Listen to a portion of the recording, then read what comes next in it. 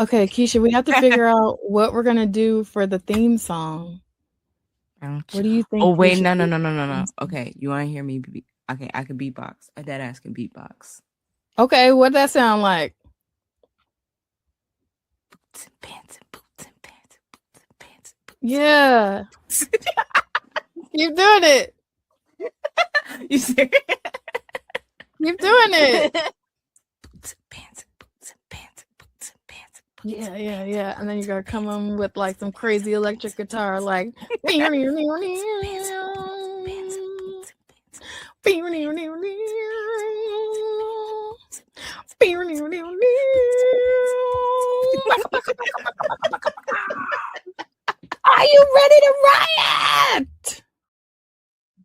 Hey everybody, welcome to the Pink Riot Comic Show, where two black women talk all things comics and pop culture created by black and brown folks. I am Keisha, aka High Havoc, and I'm here with my awesomely, brilliantly, wonderful, talented co-host Brie. How you doing, babe? Ooh, I'm doing. I have had an interesting couple of days, but it's been a lot of good things mixed in with the crazy stuff, so I'm good. How are you? That's good. I'm good. This was a good weekend. My friend Alma came with their partner Grayson, and we just like had the best time. 24 hours of just like missing. Yeah, it was wonderful. Um, Oh, I yeah. love that. That's awesome when you get to kick it with the long distance bestie after it's been a hot minute. So I know that's like Yeah. a hodgepodge of feelings because it's like, oh, I get to see you, but it's also like, oh, you have to go so soon type of vibes. Yeah. It like I was I'm so thankful because like they understand like we can't really travel these days. So like the fact that they came up and was like, hey, we'll kick it for a bit. I was like, I love you. Oh, yes, Yeah, that's so what is so needed. yeah, it was very rejuvenating and it was wonderful to like, especially what we're gonna talk about today, be around people who like I was like, I feel validated because I wasn't feeling so validated looking at things online. So yeah, Mm. this has been a really good weekend. Yeah, yeah, I love that. I love that. Okay, I love that we both. At first, I was gonna go by myself, but I was like, nah, because my son was like super pressed and excited to see Toy Story 5. So we We made it a almost went to see that. yeah, we did a double date, double feature situation. So that was cool. Oh, that's so Yeah, cool. and it was both of our first time seeing a movie in 4DX. We did both of them in 4DX, and it was it was wild, like absolutely Oh, wild. Yeah, yeah. see, that's So cool. We I love that definitely. we seen it in different formats, so we can give the like overall experience, regardless of how you see it. But yeah, Yeah. it's so funny. Shout out to New Blurred Order. They wanted me to go see Mandalorian and Grogu in 4DX, but the way that they pop these movies in and out of the theater in that Yeah. format is crazy. Like soon as the I guess most theaters, because it's like so involved, only have so many like dedicated theater rooms that have 4DX capability. So as soon as like a new movie comes in that has Hmm. that format, the older movies get booted out. And Yeah. Masters of the Universe came out like right on the heels of that. So Mandalorian and Grogu went out. So I was like, all right, say less. I gotta like pull up to some 4DX movie to be able to show my face over there. So that was cool. Yeah, we just kind of, like I said, double featured it, and it was so funny because they were like, "Don't get no popcorn, don't get no nachos, don't get nothing that can Mm. spoil because it's They said crazy." Like protect yourself. right, like roller coaster ride. They're like, don't even waste your money getting snacks that are just gonna end up on the floor. And so I took that to heart, and they were not wrong. Mm. Girl, them Oh, cup holders are deep because they oh, know if it was not, it would be all over the place. that's fair. But like before we get into all that, just so we can explain, if y'all are not checking the background, if you're not watching it on YouTube, we are talking about like our experience watching Supergirl, which is like a bit of a difference when we're talking about like the things we typically talk about here at Pink Riot. we're usually like all black and brown creators, but we thought this would be really interesting to like do a new segment where we're talking about like graphic novels and their movie adaptations, or screen right? adaptations. Yeah. Yeah. So like we decided, hey, Supergirl is out. Let's read the graphic novel that is loosely adapted from, and then let's go and watch it. Like you said, we had very different experiences. Yeah. So how, like you said, you already said it, you went and saw in 4DX. How was that? Yeah, so getting into our, in case we didn't say already, this is Pink Riot's The Book Was Better. And that's just, we're saying that leading into all of these segments, and that's what we're calling it, because as avid readers, as fellow book girlies, that's like a common inside joke amongst readers, like, I don't care what you do, the book is better. So that's what we're calling it, but we are trying to like have real conversations about like how people consume media in general, and Yeah. what works and doesn't work with these types of translations and all that sort of thing. So yeah, getting into it. Um, this was my first 4DX experiences. We started Mm-hmm. with watching Toy Story 5 because I figured that would be the milder of the two since it's not like action packed. And I was right in that respect. But it did not matter. These Oh, 4DX, really? it is a roller coaster ride regardless. And this stuff starts with the commercials, like the previews that you see before the movie even starts. Some of them have the capabilities in it too. And it was wild. I was like, oh, okay. So if it's like on this level for this movie, I know it's about to be nuts for Supergirl. And I was not Yeah. wrong. This, Hmm. I feel like my viewing of this movie was like boosted by several points of enjoyment just off the strength of the 40X, because Okay. it made the smallest interactions like action packed, and then when it came time for like the actual fight scenes, it was Oh. like all over the place, nuts. It was So awesome, but it was nuts. what like small movements were like really set you off in like the 40X situation? Like So not like, I wouldn't say like small movements, but so for context, for anyone who hasn't experienced 40X before, the seats are like mounted on these panel things. So the seats mhm. move, and there's also like these bars that are set up in front of you, and Mhm. one is for smells, so they spit out scents. One of them does water and like blast of air. There's also things coming from behind you that are water and blast of air, and then you have all of these things like on the side walls and stuff that also put out like, there was a scene where there was feathers flying everywhere, and they dropped these like bubbles, so it looked like the feathers were also flowing in the air above you. Oh, It did that for wow. snow also. um so yeah, and then you have like obviously flashing lights and things like that on the sides that correspond with stuff that's happening. So like Mhm. in regular scenes where there's like a shift in perspective or something, the seats like lift and tilt you so that way it feels like you're moving Mm. like the zoom of the film. Or like if there's a quick movement or something, you get like a brush of air pushed behind you. Or if you change settings, like um a beach, say you go to the beach or something, you feel the wind kind of blowing in different areas, and you get like the mist and stuff like that. So the idea is to like enhance all of your sensory experiences.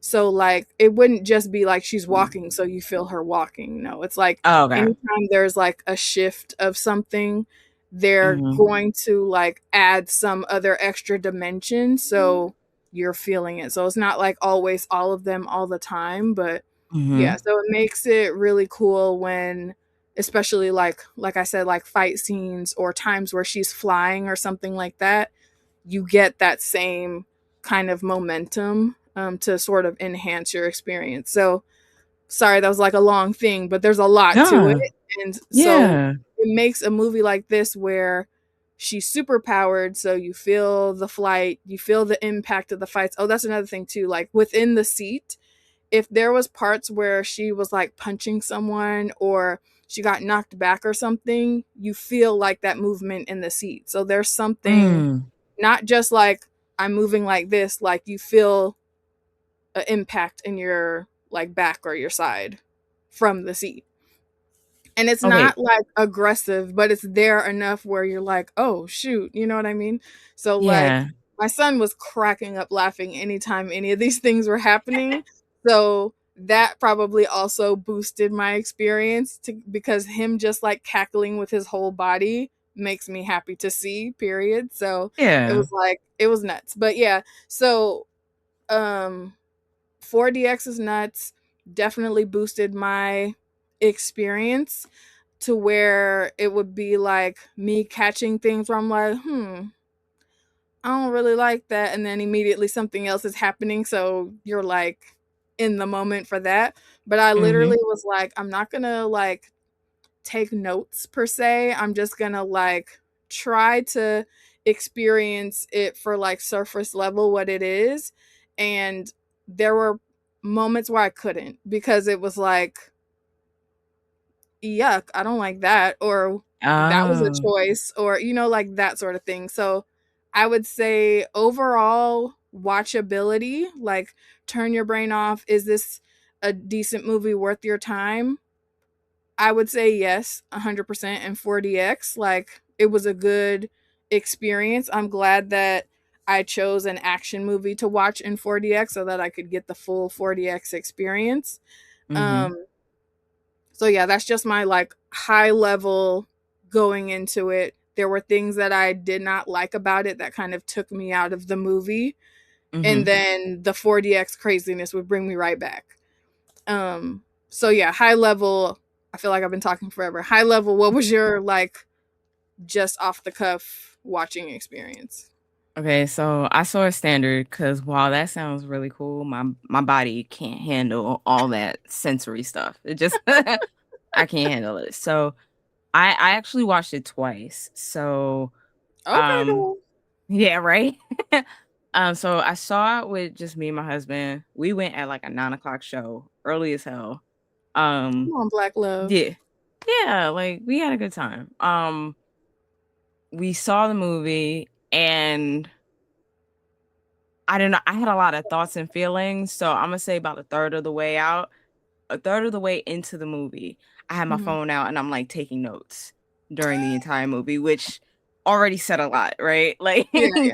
if I'm not in it like that, that says a lot. But like I had a lot of thoughts and feelings and was questioning a lot in the movie. Mhm. Um And I guess I was okay until and since we're talking spoilers, I was okay until this one particular scene, um, with this black family that happened, and I Yes. know we're gonna get into it, in a little bit, but, like, after that scene, I was like, "Alright, there's something going on here that I'm not liking, and I finally Yeah. have the language for it." So Yeah. I'm, like, taking notes the whole way through, and, We had the um disruption at about the same time. yeah, okay, good, 'cause I've been thinking that I'm being crazy for the thoughts I've been having about this movie for a while, but, like, watched it, left that first, showing, and immediately texted you because I was like, "Oh, look at the time, you're probably on New Blurred Order right now," and shout out to them because I really wanted to Yeah. go to it, and that's why I Aw. went to the earliest one because I was like, "Maybe I could get out in time." But I So seen the time. I didn't see the text until afterwards. You totally should have just popped in to see. I should have. I Yeah. really should have. Next time, Imma do that because I definitely sent you a text and was like, "This is fine, I guess." Like Y'all, the way I cackled when I seen this text message, like, but I was like, dang it, like I had literally put my phone off to the side so that it wouldn't die. It was charging. And then when I left from New Blurred Order, I seen the text and I was like, dang it, she texted at a time where she could have popped in. But I was yeah. cackling at that message because I'm like, girl, same. It's like that type of energy. But Yeah, like it's fine. And I'm really saying I guess because the more I, analyze the film, the more it falls apart for me. And Mm, so I mm. got home like around 1 o'clock. My friend got to the house like maybe 30 minutes later, and I'm still ranting and raving about this movie. And they're like, all right, well, let's go eat, let's watch it. And I was like, cool. So then the four of us go out to eat. Yes, please And come watch this so we can pick it apart together. like shout out That's to a true friends. friend. Right. So like we go out to eat, and mind you, the first showing that I went to, it was at 9 o'clock. So there was only like 5 people in the theater, Yeah, right? This matinee next one, vibes. yeah. Next one, we went to a completely different city at the night. So like it was almost completely packed Yeah. for that like 7 o'clock PM showing that we went to. Hmm. And I went there just, slightly buzzed. I was having a great time. Love that for And I you. was right, like enjoying myself. Sat down for that second show and was like, yep, I was right. Hmm. Yeah. I was right. And nobody's about to talk me off of this. Oh, This period. is, yeah, like I was right about this. And then that's when like the four of us came home analyzing the crap. Like I'm not gonna say we ripped it to pieces, but like we did. Like there was just so many questions and so many things we all had concerns about. Woke up the next morning. I ended up watching Superman. Like, Or like further research, y'all. The Blurred yeah, Library, everyone. because I'm like, because I go online and I'm seeing so many people say, yeah, I enjoyed it. I loved it. People who, or the ones that were really getting me were the ones that was like, people who don't like this movie don't like women. And I'm like, we weren't watching the same movie because Yeah.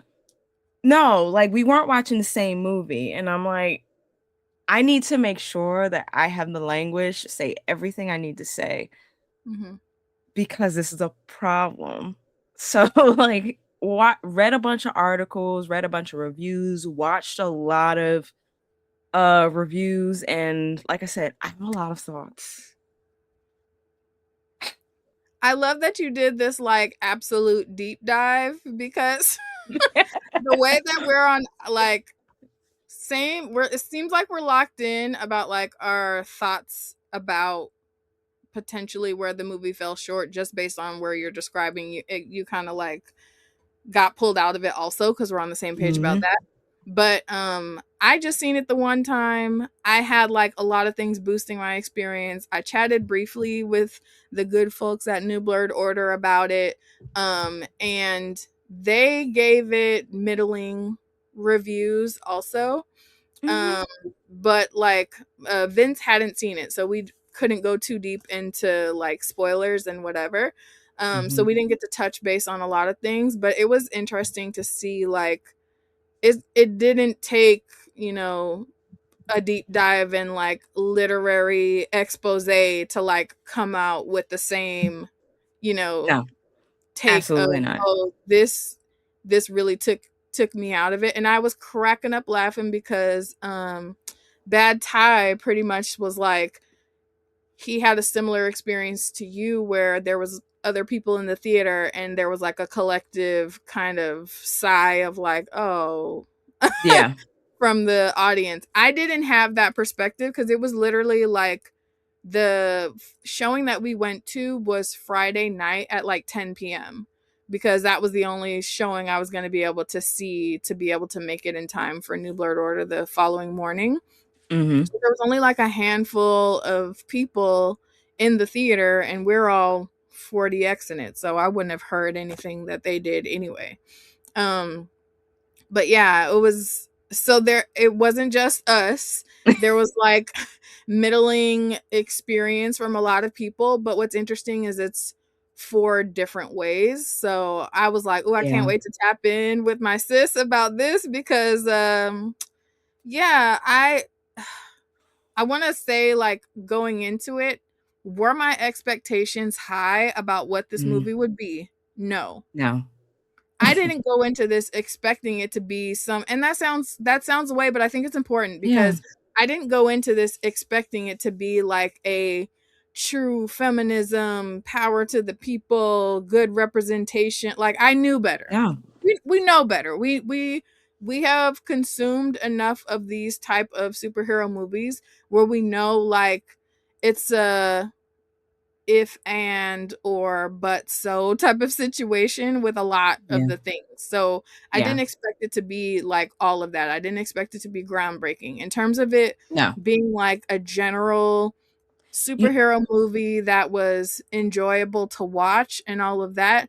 They did a lot of the like stereotypical things that you're supposed to do, but then when Mhm. you try to like put that, oh, it's a, if you watch this and you didn't like it, it's because you don't like women. It's like it begs the question of like what lens are you watching this through, like because they, if you're looking at like the surface level things that they did to try to make a feminist statement, it's like okay, cool, surface level, but they maybe. undercut it Uh, so many so times. dramatically. Yeah, yeah.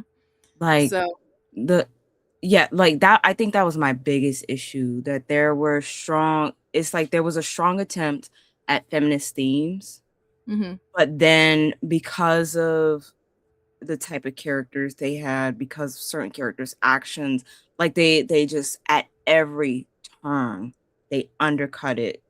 They yeah, like in some of the most egregious ways possible. So it's like I personally think, and I know this might offend some people, but like you if someone is watching it and they only see it like, oh, this thing happened, therefore this is, it's like I really want you to ask yourself what was happening, what was the reaction, what was the motivation. Like if you're not asking all those questions, then like I can see how you came to this conclusion that it was strictly like a feminist thing when like in reality I felt like the movie was it spoke to tradwives and white feminism. Yeah, it's giving Don your pussy hats. Yo, it does, and, like, I think that was the most disappointing thing. Yeah, because you want like a girl power style movie to do well, Mhm. even if they don't hit every nail on the head. You still like want to root for them in the hopes that something will go well about it. So that tells people, oh, people are willing to spend their dollars on this type of thing. So let's make more of those types of movies. So Yeah. yeah, like I said, going into it with like zero expectations, but still rooting for it because it's a girl movie is like Yeah, kind of disappointing. Like I set the yeah, bar really low and it was not yeah, met. You know what I mean? yeah, like, I personally always enjoyed I don't think I've ever come across a Supergirl in any kind of media where I did not enjoy her as a character, Mhm. right? And this is just me being, like, a casual fan of her, very, very casual, right? Yeah. Hmm. Um 'Cause, like, I enjoyed the CW show for whatever it was, like, I enjoyed it, turn your Oh, I'm brain off, not a have fun. CW girly like at all. What? Yeah, So, I like, just the bar the bar for me was never, like, super high, right? right. Yeah. Like Yeah. but, like, I don't know, dude, I guess maybe with this one okay, I did go in with some expectations. Because we have read the graphic novel, I was Hmm. like, at the very least, I expect Ruth to be there as her travel companion. Yeah, yeah, because Um it said based on. So when you say it's Right, based on, I'm like, it's not going to be a direct copy, right. but the gist of the story, the essence, and the main characters, you are kind of expecting to be there. Right. So, Yeah. like, I was expecting that, and Hmm. I was expecting some kind of feminist messaging Yeah. because that's what happens in the graphic novel, Hmm. right? So, like, bare bones, that's all I was going in with Mm. because you do understand, like, people we gotta understand that just because it says based on and I'm not saying this to you, I'm just saying, like, in general, like, just because it says that is based off of it, we understand the adaptations, they do what they want. Right? Right. Which So is why I didn't have the expectation of the like feminist message at all. I was like, Oh, if it's going to be connected to the current already existing DC movies that are out right now. I did not Mhm. have that expectation, even though it's somewhat there in the book. I was like, okay, we're gonna get a Supergirl story. She's gonna be like not your typical stereotypical lady, Yeah. and she's gonna be like on some mission about, protecting her dog, because that was clear in the like previews and commercials and whatever promotional stuff. Yeah. And she'll be in space, and they didn't go for like the typical bombshell type of girly that they would, historically put in this role. So I was like, okay, so we're going to get a little like grunge perspective, and they're trying to like punk it up. Like all of the promotional stuff that came to my algorithm was very much like targeted. Like I Mhm. I haven't seen a superhero movie that partners with like Ulta for commercials. They Oh. literally had like, you know, her doing her makeup but no makeup look with products from Ulta, like in her casual Supergirl suit. You know what I mean? Like, so I was Uh, like, okay, this is how they're pitching it to the girlies. Like, like non-traditional beauty, like girls get it done too, whatever, that type of thing. That's what I got from the promos for it. So I was like, okay, cool. It's gonna be a girl and her dog story.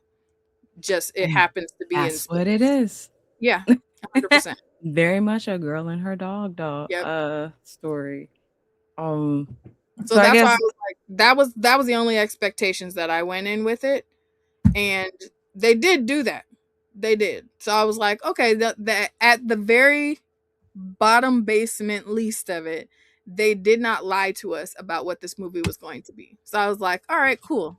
That's yeah. fine. That's fair. Um and I was like looking at what I will say they did lie in respects to the story is that we knew that Lobo was going to be an insert cuz he's not present in the graphic novel. Um but and it was Jason Momoa, so I'm like, period, I'm gonna love that regardless. But it was very much pitched like he was gonna have some major part in the movie, And that and he did wasn't not. He was no. like it was like Lobo's on his side quest doing his bounty thing, and he just happens to be looking for a dude that's in the same clique of the villain that Supergirl is dealing with. So their paths crisscross at like 2 points. As great as he was very unnecessary. Oh, to the Like, movie, for sure, yeah, for yeah. sure. Completely It unnecessary would to the have plot. felt better if they hadn't told us that he was going to be in the movie, and it was like a pleasant surprise. Like Yeah. you got the cameo. Everybody loves to see Jason Momoa. Like, do that, let that boost it after the fact. So the fact that they pitched it where it was like he was going to be an integral part of the movie makes me feel like they knew, well, let's throw this famous face on there to try to make more people come see it, even though he's Which not super in it for real. yeah. Like which is once again disappointing because like the actress who plays Supergirl, um Millie Wright Alcock, I believe, like I don't know her name.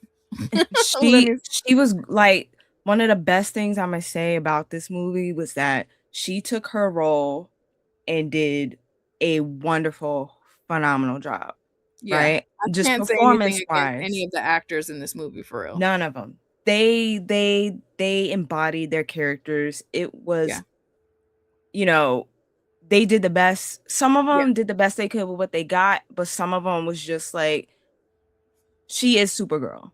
yeah. Like Yeah, even Millie if they Alcock ate the role up, yes, considering what she was given. Yeah, absolutely. She did a phenomenal job and I think anyone who speaks ill of that is being I a hater. right. Cause like, yeah, that's the one thing I don't think anyone should ever be able to say anything negative about. She did a wonderful job, Yeah, I you mean, know. same thing with the other girl, Ruth, and also the girl who played Ruth, and then also Jason Momoa. Like, Was Mhm. his role necessary? No, but did he deliver He as did good. Lobo? Yeah, Yes. Yeah. yeah. I think And where the my girl who played Ruth, her name is Eve Ridley. She did a Mhm. really good job, and I Yeah. felt like her portrayal of her character was the closest to matching the vibes that I got from the character in the book, See, I didn't even go in personality with wise. Yeah. that. I didn't even go in with that, because I think well, I immediately got rid of that, once I realized that they made certain changes from the graphic novel to the movie. Yeah. Yeah. Like, once they changed up, like, her father's what is it? Her father's job from the farmer to the swordsman, I was like, "Oh, cool." Whatever Ruth was in that book does not exist in this movie in the slightest. See, And I so didn't do that because they changed the circumstances of it. So, for context for everyone listening, we're giving spoilers. So, I yeah. hope you would figure that out by now, but the spoilers are going to happen. So, if that's not your vibe, go watch it or read it and then come And back. come back. But yeah, we're giving you fair warning. But no, so the difference is that we're referring to is that in the book we have the same kind of setup in terms of a tragedy befalling Ruth, and the people who were responsible for that also negatively or hurting Crypto, Mhm. Supergirl's dog. Okay, so in the book it's literally just Ruth and her dad, and her father is a farmer who Mhm. gets murdered by this person. Okay, in the movie she has like her whole family there. Well, she had a whole family, in the I graphic feel like novel. it's so the reason why I'm saying that particular difference is because it happens on screen where you see them all get killed in Oh, front of her. yeah. The whole family Yeah, the dies in the whole movie. family, and she's literally right there in the room when it happens. That's not Yeah. how it's No, depicted in the book. you're right, yeah. But also in the movie, the father is like this well-renowned sword maker. Like, Mhm. people throughout the movie mention his name and their ears perk up like, "Oh, somebody has one of that dude's swords." Like, all the brigands they come across, all the bad guys, the seedy characters in the bars and whatever that they come across, when they hear his name, they're like, "Oh, where's that sword at? I'm trying to steal that." Like, so you're understanding that his level of like craftsmanship and skill and whatever, it's like everybody knows about this dude, for regardless of their like species and all of that. And they're like, Mhm. "Oh yeah, I want to get my hands on that sword," because Ruth, the daughter, is essentially, she has survived the attack on her family, and she goes out looking to find someone to help her exact revenge on Krem. I believe that's Right. his name. Yeah.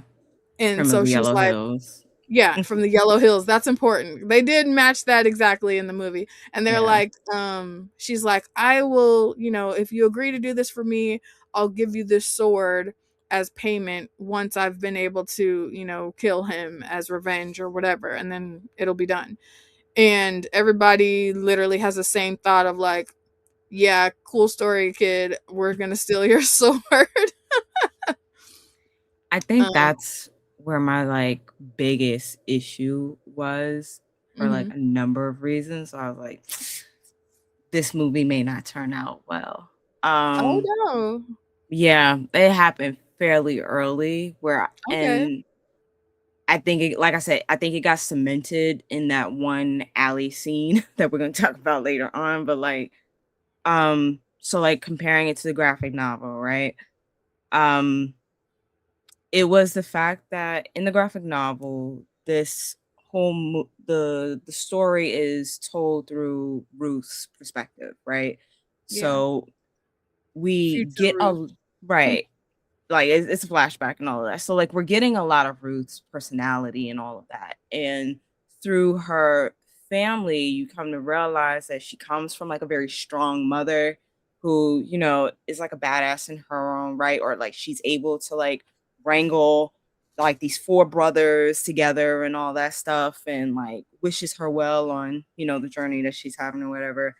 And so like in that family structure, you can see how Ruth has always had like a certain strength to her. Mm-hmm. And like what happened to her father just kind of became a catalyst for revenge, but like she still had that there. Yeah. Whereas by one shifting the POV, which we all knew was going to happen, it was going to be shifted on the car because this is her movie. Yeah. But then like shifting it from the father being a farmer to a swordsman, what they ended up doing was placing more importance on the sword rather Yeah. than like who Ruth was as an individual. And so we lost a lot of who she, like all of that personality and all of that strength. Mm. Um for me, like she ended up becoming more of a damsel in distress rather than, yeah, I felt that like even in the bar, because like okay, you switch it from the dad being a swordsman, but then like realistically, if this swordsman is well known amongst the galaxy, right? And he thought that these Bergens were gonna come to eventually and come harm him or take everything, why not train your family in some way? Right? Like nobody, there was no real train. There was nothing there that said that this family protected themselves in any way.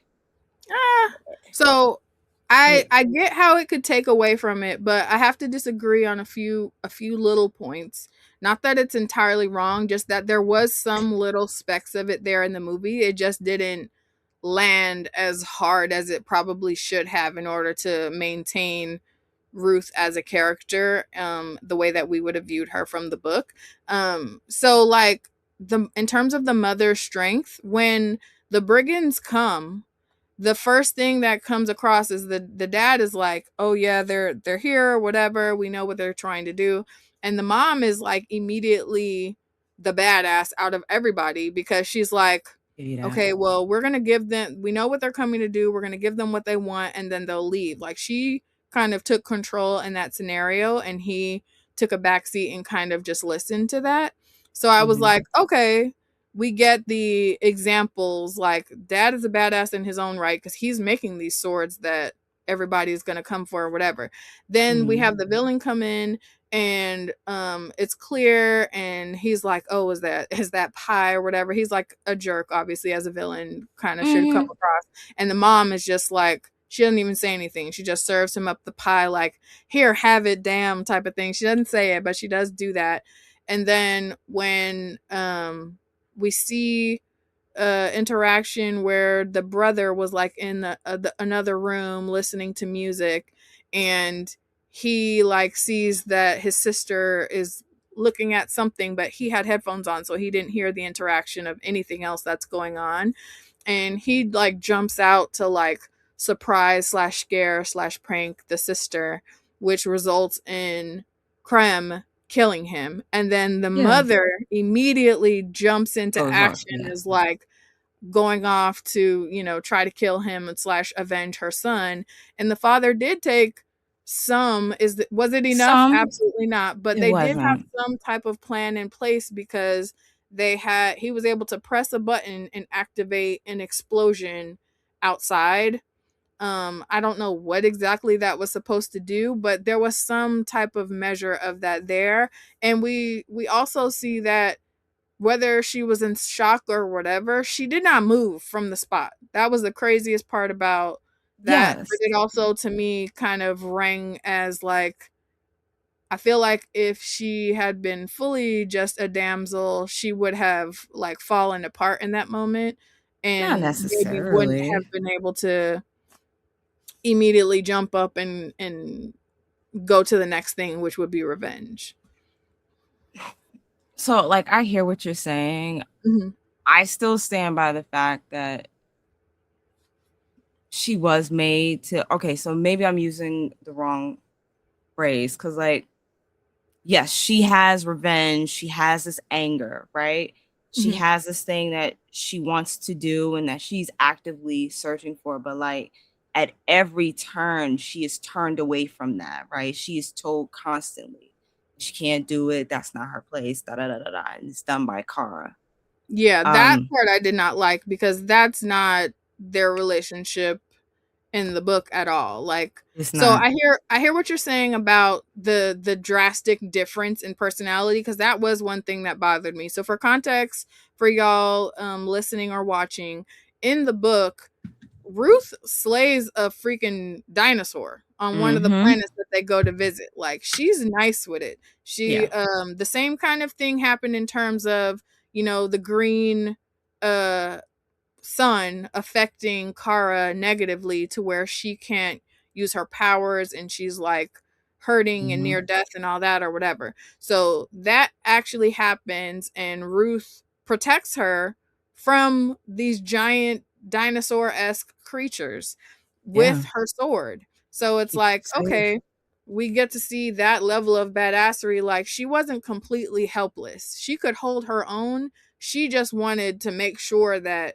she had some type of support in this mission, because Yeah. she, was And core to her planet. So she didn't have the wherewithal to figure out how to find these other people. But she was like, I got the skill set to manage this revenge and kill this person on my own. I just need help getting there. Whereas in yeah. the movie, she's literally like, oh, I just have this sword for whoever can deliver this for me or whatever. And there is more And of a that's measure of like naivete, I guess, because you and that's can't what I'm go saying. in Like, leading with your bargaining chip. And I will say right. that that kind of pissed me off, because there were several moments where I thought it was coming, because she pulled the sword out. Like, I get what you're saying about putting more importance on the sword itself than the Mm-hmm. actual like dynamic of her and her family and whatever, because she pulled that sword out several times in a like kind of dramatic fashion. Like, you heard the The sheath like Shane. scraping the sword. Yeah, the little shing sound when you pull out a dope sword. So I was like, oh shit, she's about to show us But she some, couldn't handle it.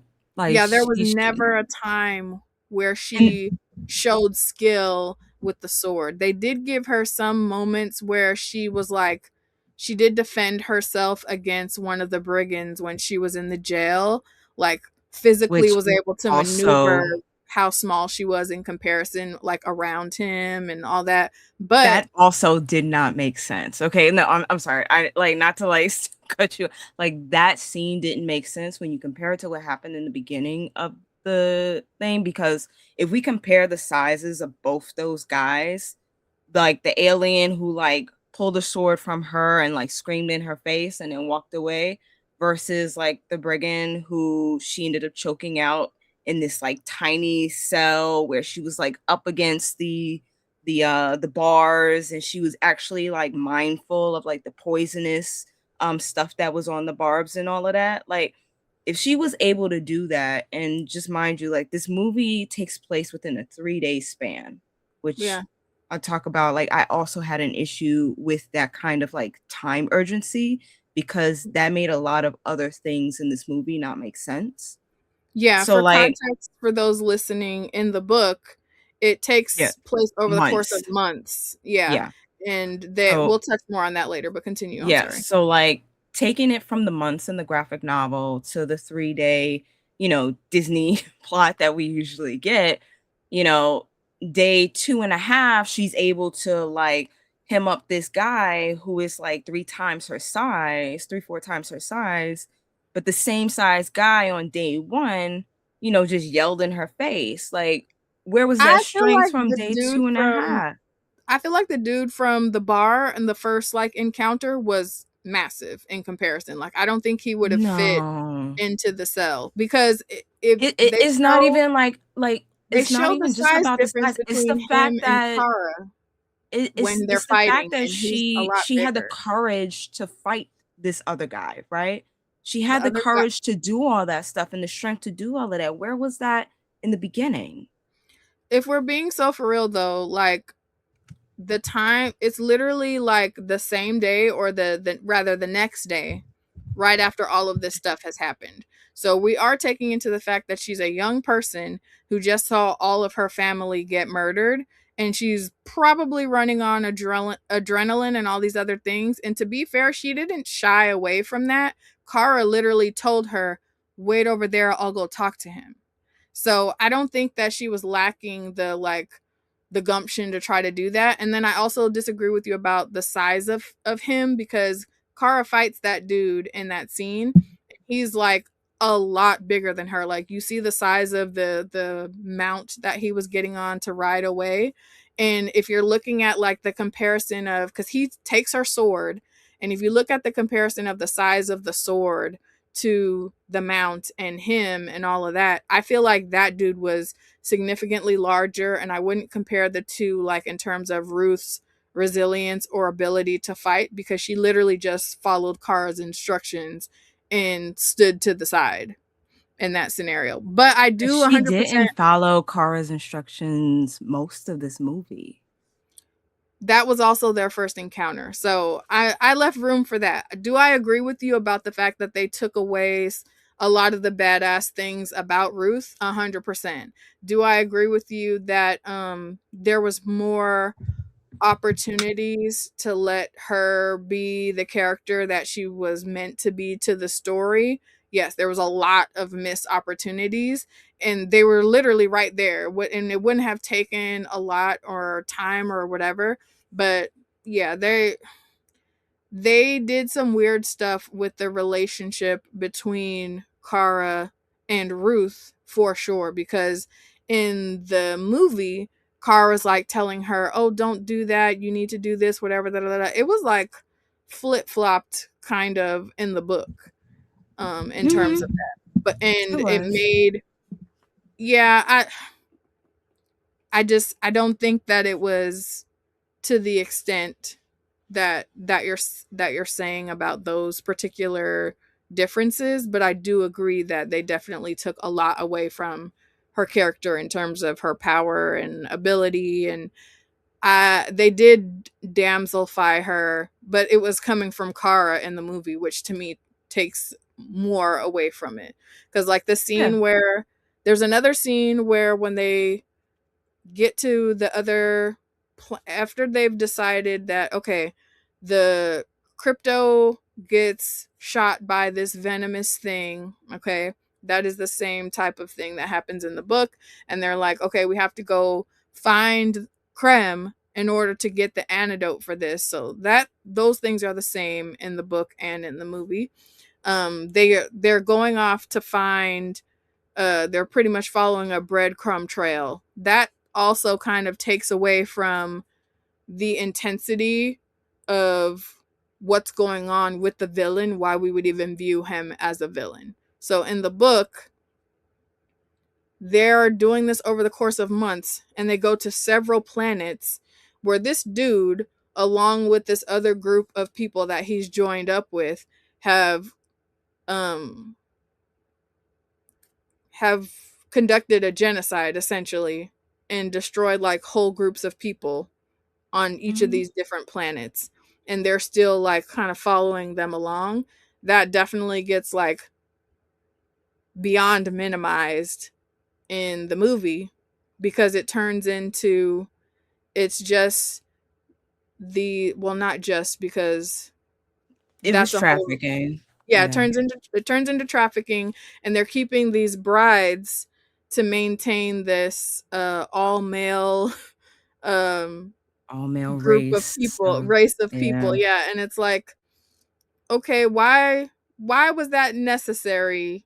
Like, I get not wanting to touch genocide in a movie because that's huge, but it's Mm-hmm. also like, of all the things that it could have been, if this is supposed to be like a feminist take or a girl power movie or whatever, it's like a, okay, so you make all of these women victims, and they come across these people in, I'm getting ahead of myself, in the bar that all of this stuff happens. There's a male and female, they're obviously married couple who are the owners of the bar, Mm-hmm. and they are like, okay, we can help you find this person through a friend. And these are the first black people that we come across in the movie. and they Yeah. go. Oh, I'm sorry. Go ahead. No, no, no. I'm saying they're the first uh with who are not alien. Like, because there were some um where you can tell like whoever the actress or actor was, like Yeah. they are. So yeah, the singer in the first bar, Mhm. she looked like a black person who had Mhm. extra things to look more like an alien, and Mhm. she didn't die. So technically, the first person to die, first black person isn't the first person to die, but the first human presenting black people are the owners of this bar, and they're like, okay, we can take you to our place and find and introduce you to our friend who can tell you where this person is or whatever. And we find out that Krem, that's when we find out about the trafficking issue. This person Krem like gave them a poison to administer to Supergirl, so that way by the time they showed up she would be paralyzed and whatever, and they could take both her and Ruth in play and give them their daughter back who they had already kidnapped. But they're not counting on the fact that Supergirl is Supergirl, so she's able to like withstand the poison to some measure, and she's Mhm. like going in their fridge getting milk, trying to coat her stomach and all this other stuff, whatever. But it comes out that the people show up, Krem and all of his people show up, and he's like, oh, we had a deal, you know, it does she doesn't look very poisoned to me or whatever. And he's like, basically he's like, well, we had a deal and you broke it, so now your daughter's gonna die. Mhm. um and all hell kind of breaks loose from there. And I'm sorry, I feel like I've been describing this for a hot minute. If you want to interject, we can switch it No, up. he ends up like kill well, he ends up like after this whole battle that happens where the prisoners were released, cuz like that's another thing I got really irritated with, like if the these horrible Bergens were using the term bride, it grated my gears, but I understand why that was the case. It was Yeah. when Ruth was calling them that, like when they got called that by other people, Yeah. like that just bothered me a lot. So I'm gonna call them what they are. They were prisoners, Yeah. like so like after they were all released, Krem ended up following one of them. And this is like another scene where Kara took away Ruth's agency, Hmm. where Ruth was hunting down Krem. Krem was trying to follow the daughter who had ran, and Ruth almost had him, right? Like she was right there. And then Kara pulled her back from it. And because of that, not only did the parents get killed, but so did the daughter in this alley. Yeah. And that was a time where I was like, this is making me uncomfortable. Not just because this black family just got murdered in cold blood in an alley, And it's or on black screen, it's not presenting, like, right? yeah. Right? Because it's not that wasn't the first group of people that Krim had killed in the movie, but like there was something about that that really bothered me. And I think it was because of the argument that Ruth and Kara had like immediately after, where Ruth was like, how dare you? This was supposed to be for me. I was supposed to do this. And Carl was like, no, you can't do that. And Ruth is like, yo, look around. He is leaving a wake of devastation. And like, we're dealing with now understanding that trafficking has happened Yeah. and the fact that he is like killing people without a single thought. Yeah. Um, and Killing people Carl's and like, kidnapping no, people. right. And Carl's like, no, I still need my dog. Yeah. And that's what really pissed me off. Like, how Yeah. would you undercut such an important theme? Like, if we're going to be, if we're gonna do this and speak about how these things shouldn't happen to women, regardless of race, Yeah. why would you undercut it so sharply by instead of having Kara at that time focus on, you know, like, "Oh, you're right, like, maybe you're right, and maybe I do need to think about these things," right? Yeah. Because Instead there's of having parallels there. She literally lost all of her family, right, but that right, wasn't what. it was just like, oh, but my dog. And this is after Right. her finding that he has killed two full families of people. Yeah, like she didn't make a change. She just was like, "No, my dog." And from that moment on, the rest of the movie, I kind of was I was worried that first watch where I was like, "Please don't let this just be about this dog." Like we can't talk about trafficking, something this serious, right? And undercut it this way and then spend the entire movie just trying to save this dog. Hmm. Um Yeah. And to get to the end of the movie and find out that it was, in fact, Yeah. about the dog, it Yeah. very much reminded me of how, the show Community, where, one of the girls, was like, "I can excuse racism and something, but I draw the line at animal cruelty." And they're like, "You Yeah. can excuse racism?" Like 100%. That was the moment where it was like, oh, my good sis needs one of those pink pussy hats that they were Yes. boycotting in, because it's like, okay, forget everybody else. That doesn't pertain to me specifically, so Right. I don't care. I absolutely don't care. And she literally, the fact that she doesn't say I don't care, but the fact that she actually says that to Ruth of like, you're not going to get in the way of, It's this for me my saving dog. my dog, yeah. Yeah, it's like, you do real That's a she's literally stand. doing this because her entire family was murdered, and she just checked you about stopping her and that resulting in this entire other family being murdered, and you don't even flinch about it. Yeah. Does Yeah. not. She holds her ground on such a flimsy foundation, Yeah. and that was disappointing. That I think that's where most of my disappointment came through Yeah. in this movie, and I was like, "I don't even think I can say this is fine." Yeah. That scene when the entire black family gets murdered like in the alleyway was where I was just kind of like, it's odd how certain things kind of pop up in your mind, because I was like, damn, all of them died. And then I was like, and none of the other brides died. Supergirl was saving everybody, and she literally goes, that's all of them, run, go. It's like, but it's not. I mean, like, It's not all of them.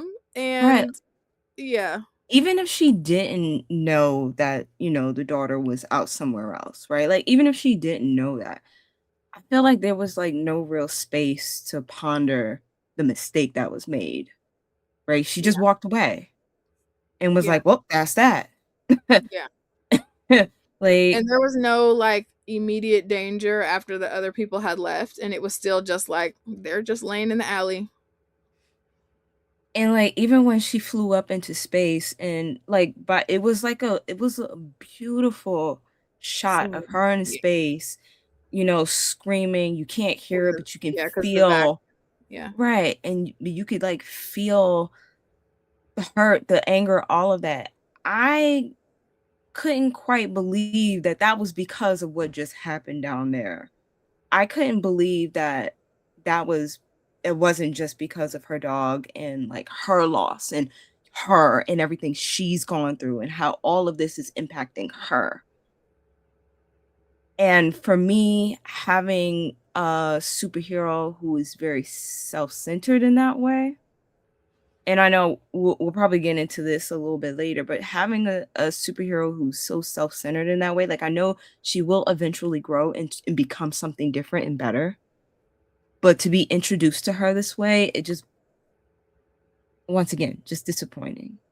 Yeah, that kind of touches on to another piece of it too. Like, they really heavily leaned into the idea of her, because they did match it up that it was her birthday, and she was like kind of drinking away her sorrows or whatever, before all of these events of all of this stuff takes place. And I cracked up laughing because one of the people on New Blurred Order mentioned that like for like the first 30 minutes we don't even see her with powers, and I was like, that's facts. Like, so she intentionally is off world and goes to this other planet where the type of sun that's there would negate her powers so that she can get even more drunk. So they're correct. For like the first 20, 30 minutes of the movie, she does not have her powers. And there's like a whole like montage of her just drink, vomit, sleep, wake up, repeat type shit. And I it's won't kind of hold you. She portrayed that very well. yes, She yes. did It a was damn good job with that. yeah, and I was like, this is interesting because it wasn't quite like that in the book. She did have kind of like a I'm not going to be your typical blonde hair, blue eyed, whatever, because she was dropping F bombs all throughout the book and whatever. Mm. But the whole like drinking away my sorrows thing wasn't to that extent in the book. And in the movie, I was just kind of like, I guess they had to introduce her to us in some type of way, and that was their way of Yeah, saying like she's not going to be your typical superhero because she doesn't even accept that that's what this is. She's literally just doing her best to exist because she didn't want to come here in the first place. She didn't want to be anywhere super powered. When they show the flashbacks of her circumstances that led to her being on Earth with her cousin Superman, yeah, it's the whole conversation between her and her dad is pretty much like he's like, we're gonna do what we can to send you to the same place as your cousin because everyone here is dying from this radiation exposure and we don't want that for you. You're going to be the one to live on or whatever, and you'll have tremendous power there because of la la la, proximity to the sun, da, da, da, da. And she literally tells him like, I don't want that. I want to be here with you guys. I would rather die of this too than to go on without you, whatever. So you get this like really like raw, powerful scene where hmm it's clear like she has zero intentions of being a Supergirl or giving a shit about anybody else because she's already like, I didn't want to be here anyway. I didn't. I would have rather stayed there with my family and everyone that I know and hmm just met my end with them than to have this current existence. So I get that she wouldn't be like a typical model hero or taking everyone into account at every turn, but in terms of the dynamic of similarities and dynamic of the fact that she lost all of her family and Ruth lost all of her family. And then we just seen this entire family lose their lives to this person. I would have expected it to like activate her on another level, even if she was just going to strictly be this selfish person who only thinks of herself. To completely miss that similarity in experience is wild, but it's not unfamiliar. And that's why we made the like pussy hat reference because it's like, get a fucking grip. You know what I yeah, mean? yeah. Um, I think one of the issues I had was that Kara equated her pain and her trauma to what Ruth went through. I think Hmm. because like yes, they all lost something, and at that very base level, that Yeah. is true. Yeah. But Kara lost all of her people because of a geological, you know, disaster, Yeah. right? I find that to be very different than like your entire family being slaughtered, Yeah. A hundred you know? percent. A hundred percent. And I'm so not like comparing in that way. I'm just saying right, like at the very least you should understand Ruth's feeling right, in terms of her loss. Yeah. right. I feel like she should have like made that connection Right. Like and if be you like, you're had right, let me take a something that beat. you could point a sword at as being the responsible party to why you lost your family, you would be just as vehement in your, Yeah. goals to get revenge. So yeah, that was completely missed. Another thing on a less serious note, another thing that kind of pissed me off about that whole flashback and whatever, because I loved the way they set that up. The world looked really cool. They set Yeah. everything up and described, the circumstances of how, that she didn't lose all of her family in like one explosion of the planet. They had like, I was like, that whole little That was really scenario was cool as interesting. shit. I Yeah. enjoyed that piece. But one thing that pissed me off was like and this is really childish, but whatever. I know you'll love me anyway. The the vessel that her father made for her to leave and go to Earth, it was Hey, very much a board, the two-seater. board of the Titanic, because we both know that Rose could have saved Jack. They both could have fit on there. And I'm looking at this Well, capsule.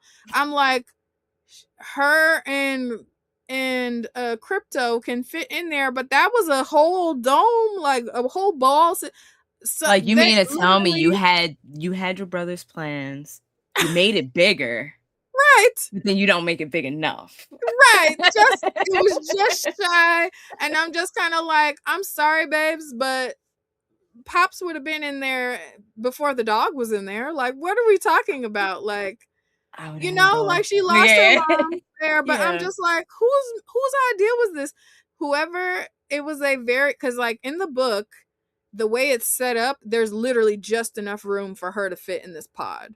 So Yeah. that made sense. But they like went for a more Giant sphere. ball shaped situation. I'm like, if you don't get your ass in that vessel, like the escape pod, so that y'all Yeah. both like, or at least even if it wasn't him, because he had already like started getting sick from the radiation, so maybe he thought he wouldn't make it. But even if it wasn't him, it's like you just launched your daughter into space who can't speak the language of the planet you're sending her to, and where you know she's going to be super powered, with just a dog. Like you didn't even send like somebody who could look out for her, or at least be like her buddies, like so she wouldn't be alone. Like none of that. You literally Yeah, just launched her.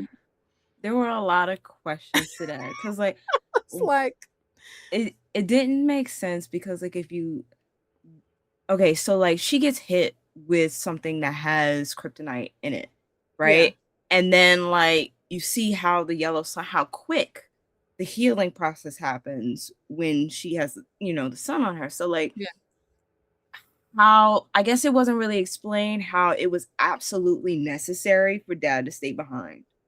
right. And I think To be fair, that there's no way he could have known that the sun would correct it that quickly if they no, hadn't been because they said like when you go to this planet, you're gonna have like powers beyond, right, but right? it So wouldn't necessarily speak to like correcting the sickness that's already in their body. So that part I excuse, but I feel like I would have at least fucking tried. By the time you put the this is dog in true. there, you could have came and just been like, "Well, we'll see. If it Right, works, great. If it doesn't, at least you're not there by your own, whatever, like that right. type." Before the dog went, the dad should have went. You know what No, I the mean? dog stays because without the dog is She no wouldn't plot. have had the motivation to, yeah. Yeah, that dog was That's the everything to source of her. her And empathy. That's where her empathy That's where her empathy stops. And I completely get where it that. I'm stopped. just like, that's why I said this is like a Yeah. unserious take. But I literally looked at that and I was like, okay, Rose, because Like you one of the definitely could things have hopped your ass in that pod. That was too very funny. much. I Yeah, do agree with that. Like there should have been some attempt.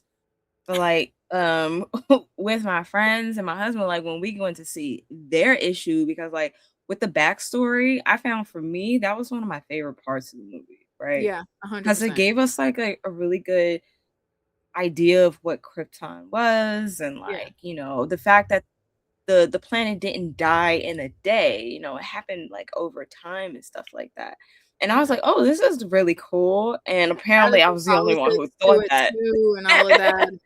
That was Yeah. like another layer of like commentary too, because her dad activated this shield. For Yeah. context, the planet, you know was going to implode or explode or whatever, Yeah. and before that could happen, they had like a shield that they were able to activate that essentially like grabbed the whole city, put it in this bubble dome, and launched it into space so that it wouldn't Mhm. explode with the planet. And And the way that's that the my issue.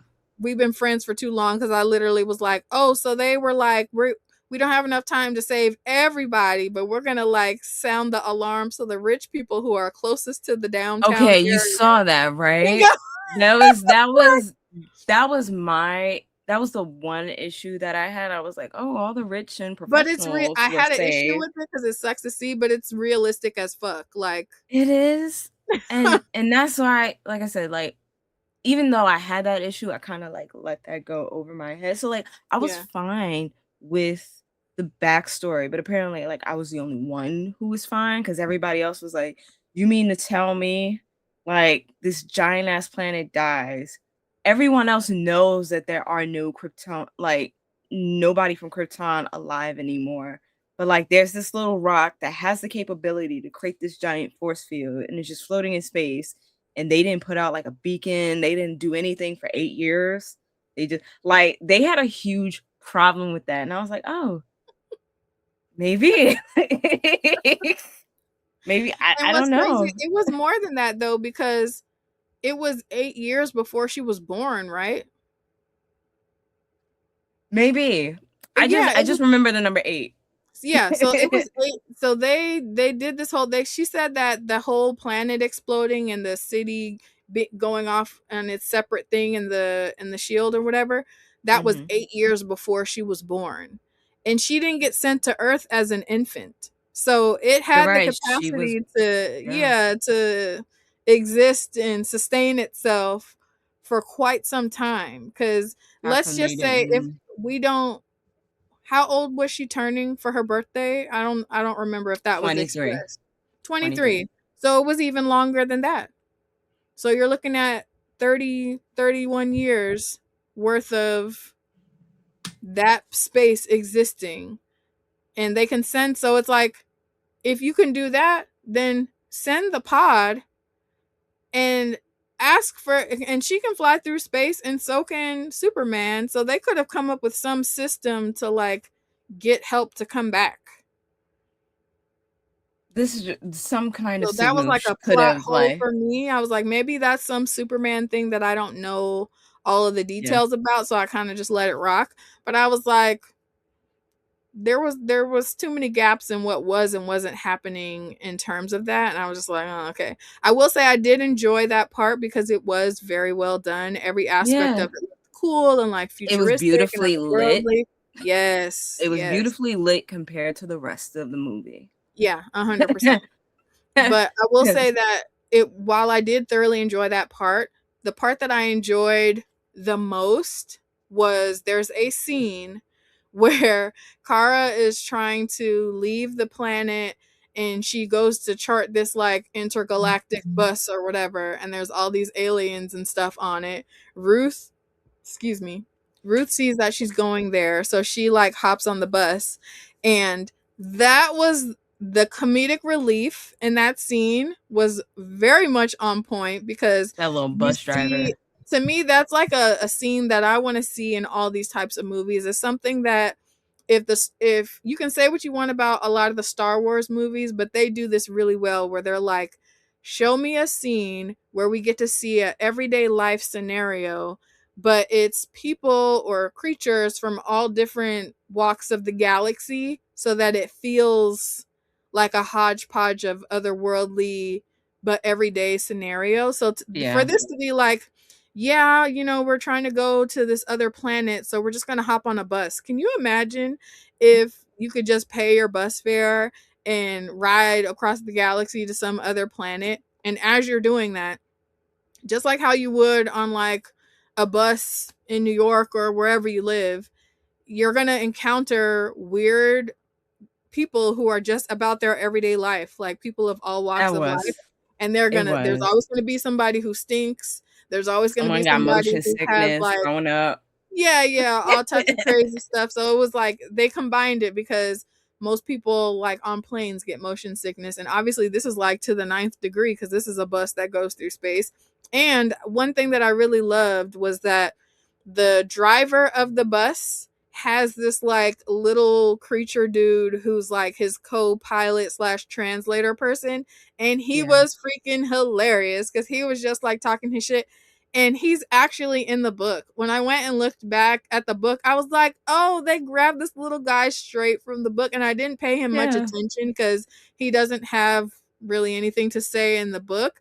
But they were like, we're gonna take this little cute dynamic and make a whole freaking scene out of it. So It was they board great. this bus. They're dealing with, you know, the weird shit from all of the aliens and stuff on the bus. And then this like crew of female presenting alien like ravagers, or what did they call them? I forget what Scavengers. that. Yeah, Basically, they're like the space tech thieves. pirates. Right, Yeah, right. they come to like steal everybody's tech and rob everybody on the bus.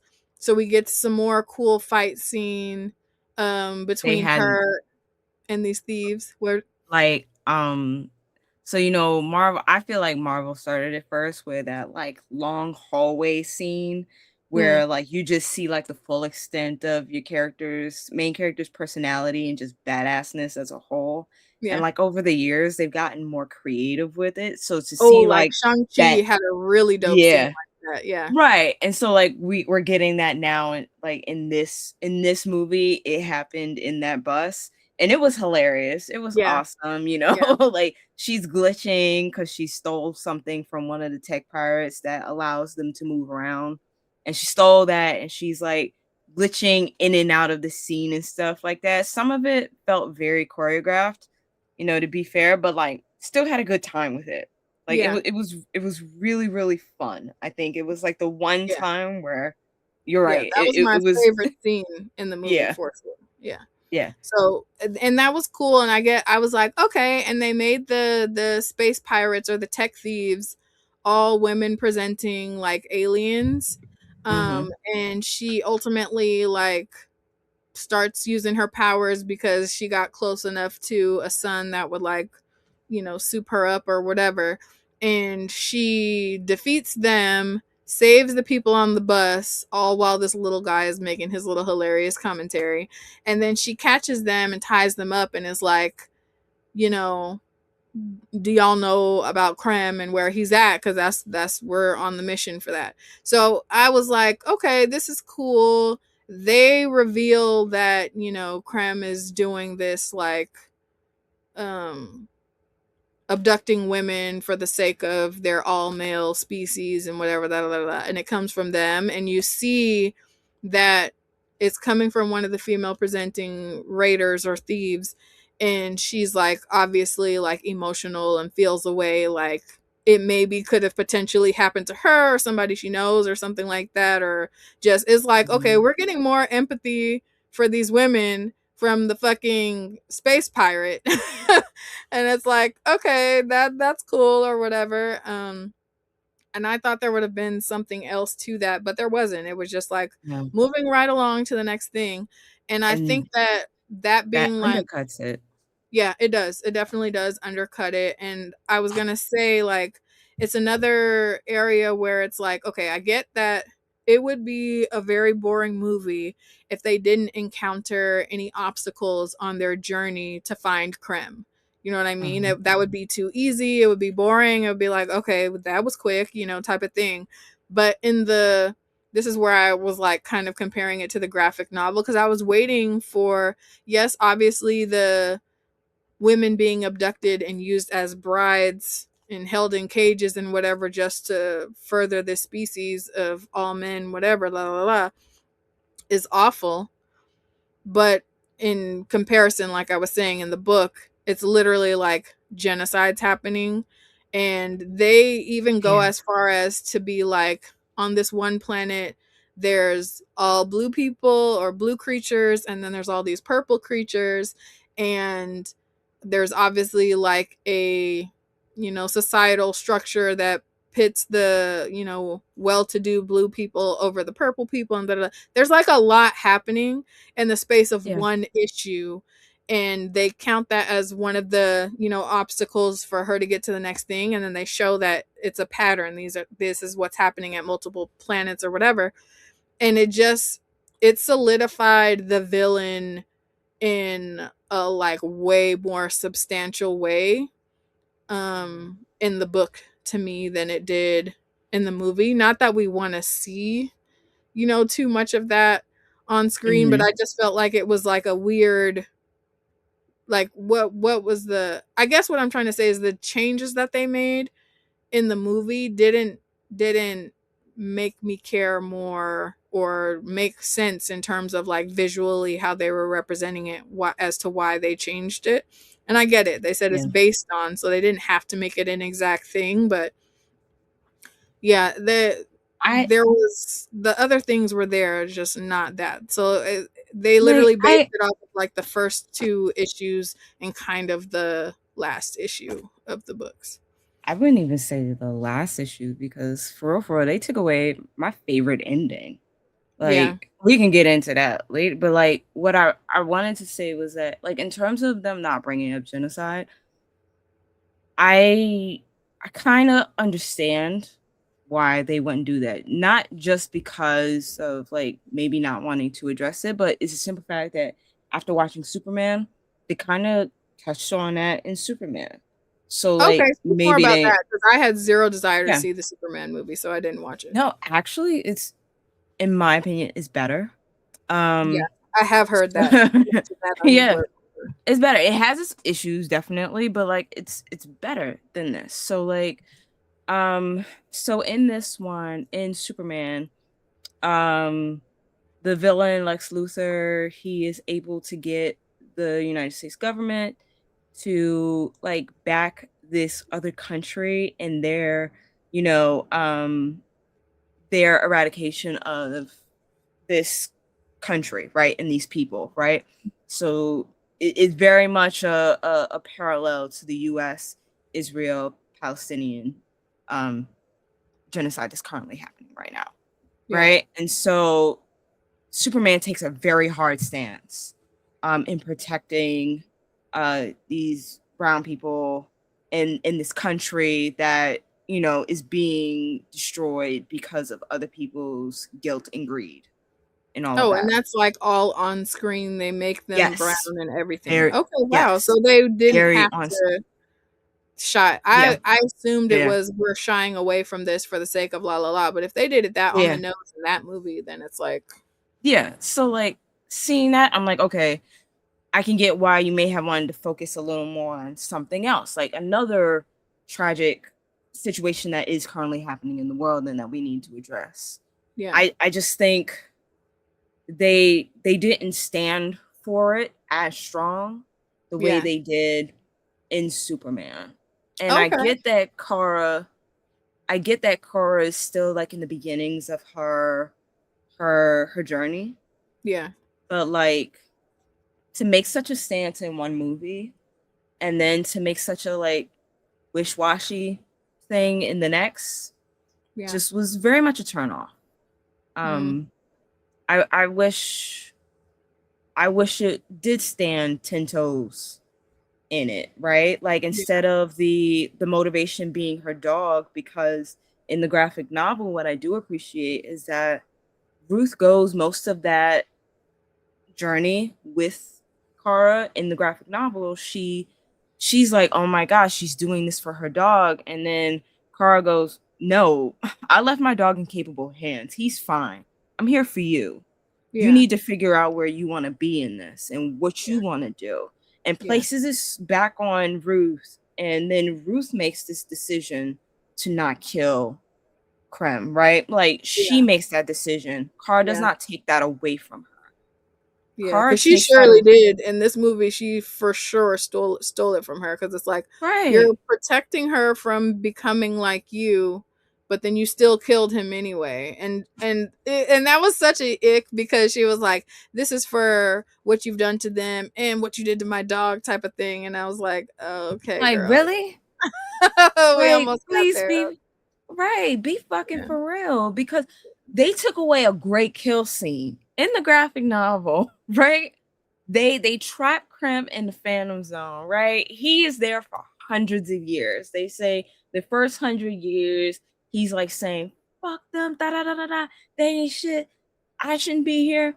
Like the second 100 years, he's kind of remorseful. The next 100 years, he's actually like, oh my God, I need to like repent and do all these things. By the time like we see them at the very end, Kara's older, Ruth is like really old, you know, she's wizened, she has wrinkles, like she's well into the older phase of her life. And they bring him out of the Phantom Zone. Krem is on his knees. He goes, "Oh my God, Ruth, I'm so sorry. I do all, like I can't believe I did this to you." Da da da da da. They kick him, and then Ruth runs him through. Yeah, that would have been really cool to see like translated on screen too, just Right? because it's like, oh, it's not enough to just, yeah, you've done too much. Yeah. Yeah. Yeah, and like they let all this time go by, and Ruth is still like, "Nah, I think I need this to happen now." And Kara's like, "Period. I'll set this Yeah. up for you." Like, Mhm. girl power. Yeah. And Like, I felt like they even could have done that, like how you were saying you knew that the shift would happen where we weren't getting the story from Ruth's perspective. I thought it would have been really cool if, even if they just switched it and it was from older Supergirl's perspective. You know what I mean? Because they could have mm-hmm. still done it that way, and then we would have still had that really cool ending. Yeah, But I guess they're from a cinematic, you know, point of view, it's like we can't say where Supergirl will be at that age because blah blah blah, whatever other yeah, movies, da, da, da. But I think if they made her older enough, then they could have done whatever they want with her life in between there, and it would have still been cool. yeah. Yeah. I feel like they took some of the best parts of that graphic novel and said, "To hell with this." Ah, And oh my gosh. Prime example of this is, y'all, I grabbed my copies. I'm somebody who had to get the paperback, and I love that we have all the yeah. editions between us. Period. Okay, so I got the traditional paperback when Hmm. it first came out, and then y'all know I'm a sucker for a sexy hardcover, so I had to get this one, and it's got like the spot gloss on the cover, and it's got Yeah. a sexy naked cover. Oh, nice. Yeah, they really did their big one with that. And then you have the I have what the do you call compact that? one. Yeah, the This is the compact one. compact one. It's only $9.99. Yes. And yeah, So we love it. They're like yeah, stair step in editions. I'm probably gonna give this paperback away to somebody because I don't need two copies of it. But they're stunning. And yeah. one thing that I was like, okay, I didn't expect it to be a copy, but if you look at the interiors of this book, okay, when I first seen this art style, I was like, oh, it's giving like 70s fantasy art Yeah. vibes, and they like went crazy with the color use in this Yeah. in this book. It's like absolutely insane.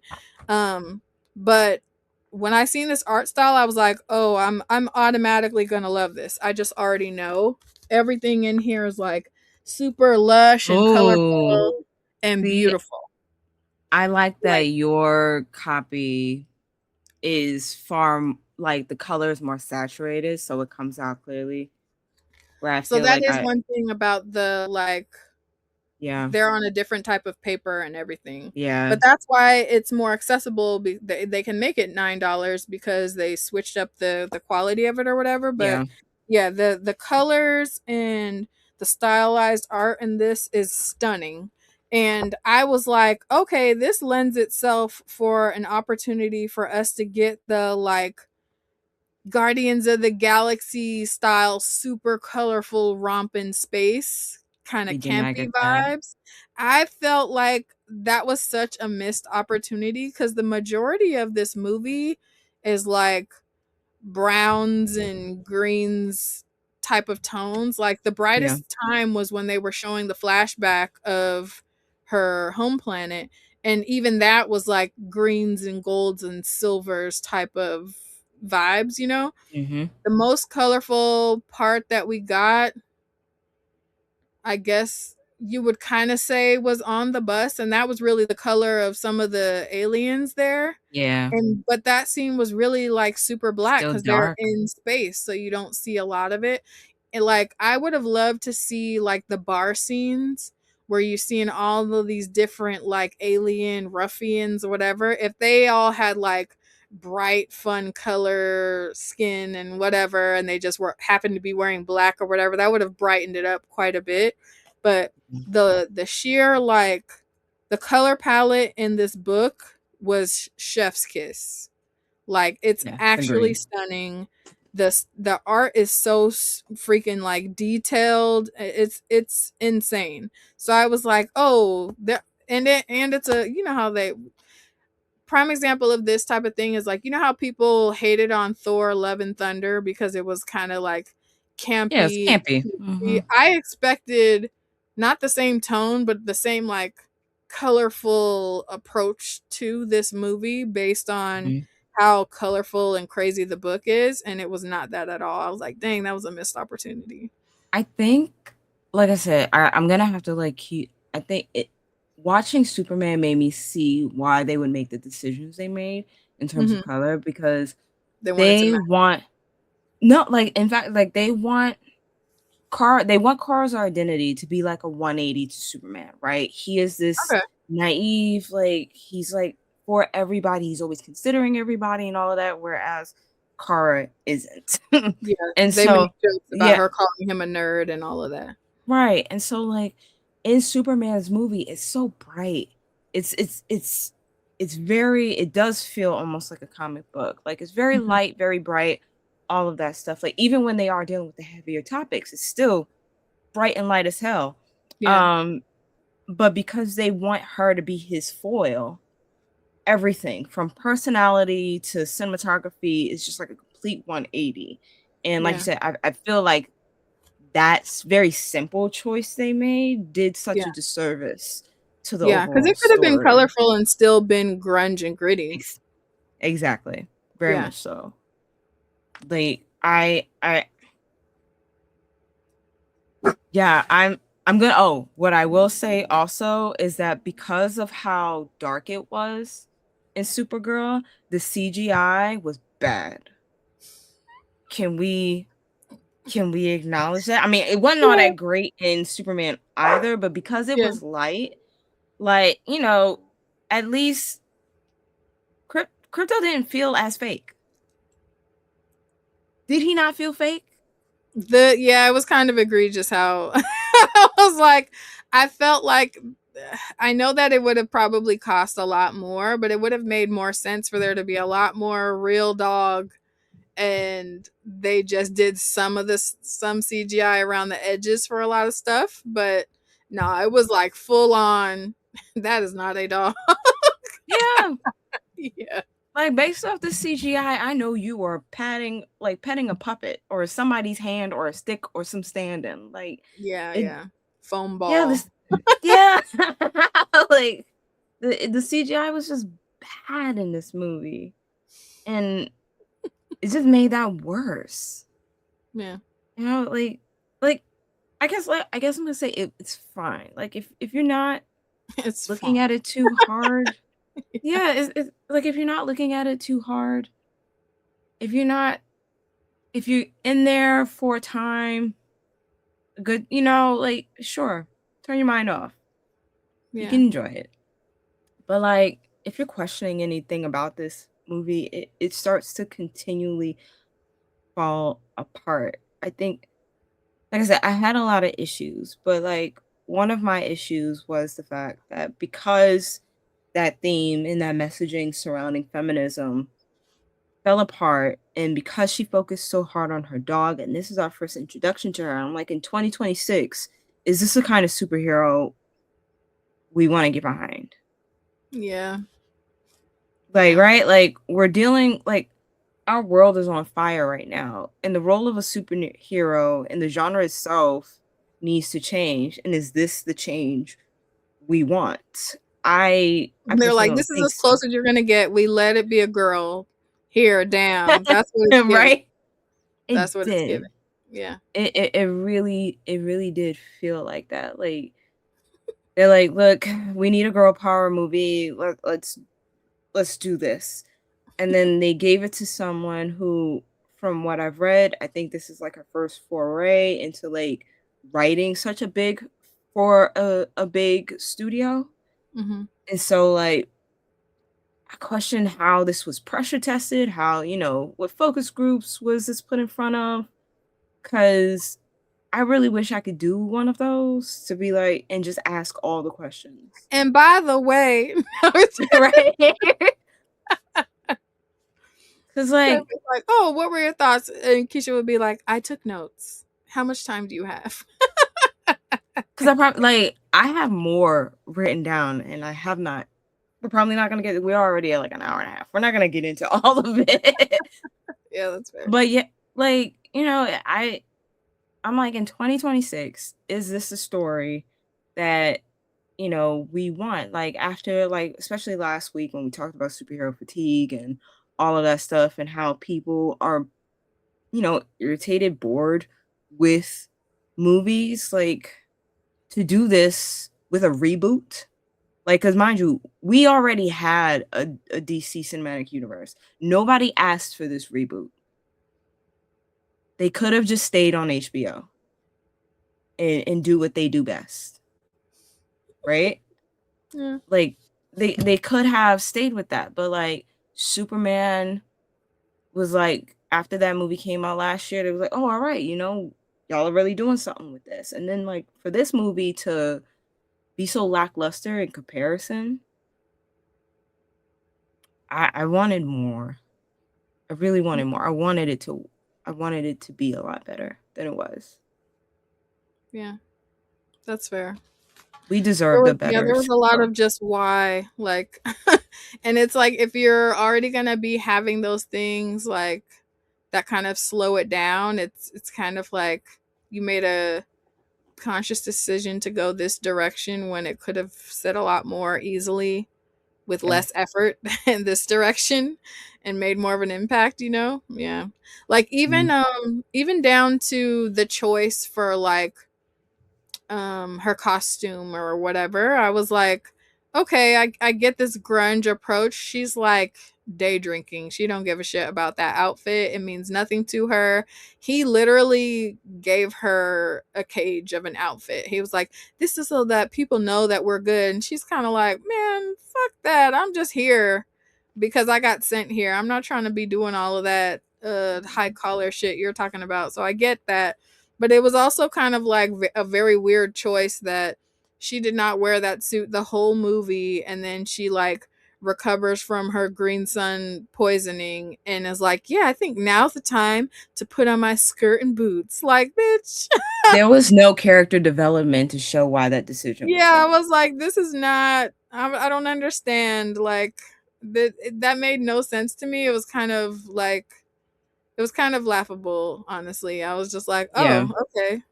I Yeah. guess that And it was very much giving like somebody was like, "Oh dang, she's got to be in the suit for some of the movie. So when can we make her change?" Like not like that a part. I'm making a conscious decision to be viewed as this symbol because I'm making a conscious decision to try to help other people besides just my dog. It wasn't like that. It was just like a, "Oh, my I've been wearing these jeans for 2 days. Maybe I should change." That was the Really. energy. I think speaking to that whole green sun thing, right? Mm. Yeah. Okay, another plot hole I had a problem with. Um so in that scene, right? Like right before that, this is right after, the black family gets slain. She like hems up this guy and she's like, yo, I need this thing. You need to show me. And the guy's like, all right, but you got to put this hood on. She That made travels, there was right? no sense to that.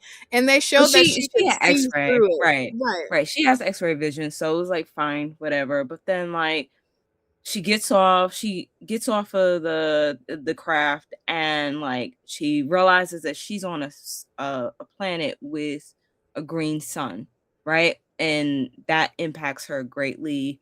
Like, she can die from that. And Yeah. my thing is, for these bad guys to know that this green sun hurts her this way, but then Yeah. still not be smart enough to maybe not put her on a planet with both a green and yellow sun doesn't make sense, right? Like, if I was a Well, bad guy, I would make granted, they sure. were just taking her to where Krem and them were.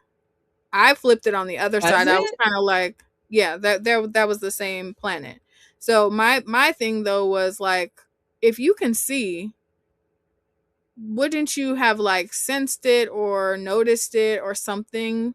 Like, so that to me that should have been another scene where she like beat everybody on the ship down and took control of the craft, because she did need to go there because that's where Krem was and where they had all of the brides, but quote unquote brides. Mhm. But the to let it like get to a point where you're just there, and it just turned out that Ruth was on her in her bag and was like, yeah, I'm going to sneak onto this craft just to follow her where she's going, even though she was trying to leave me.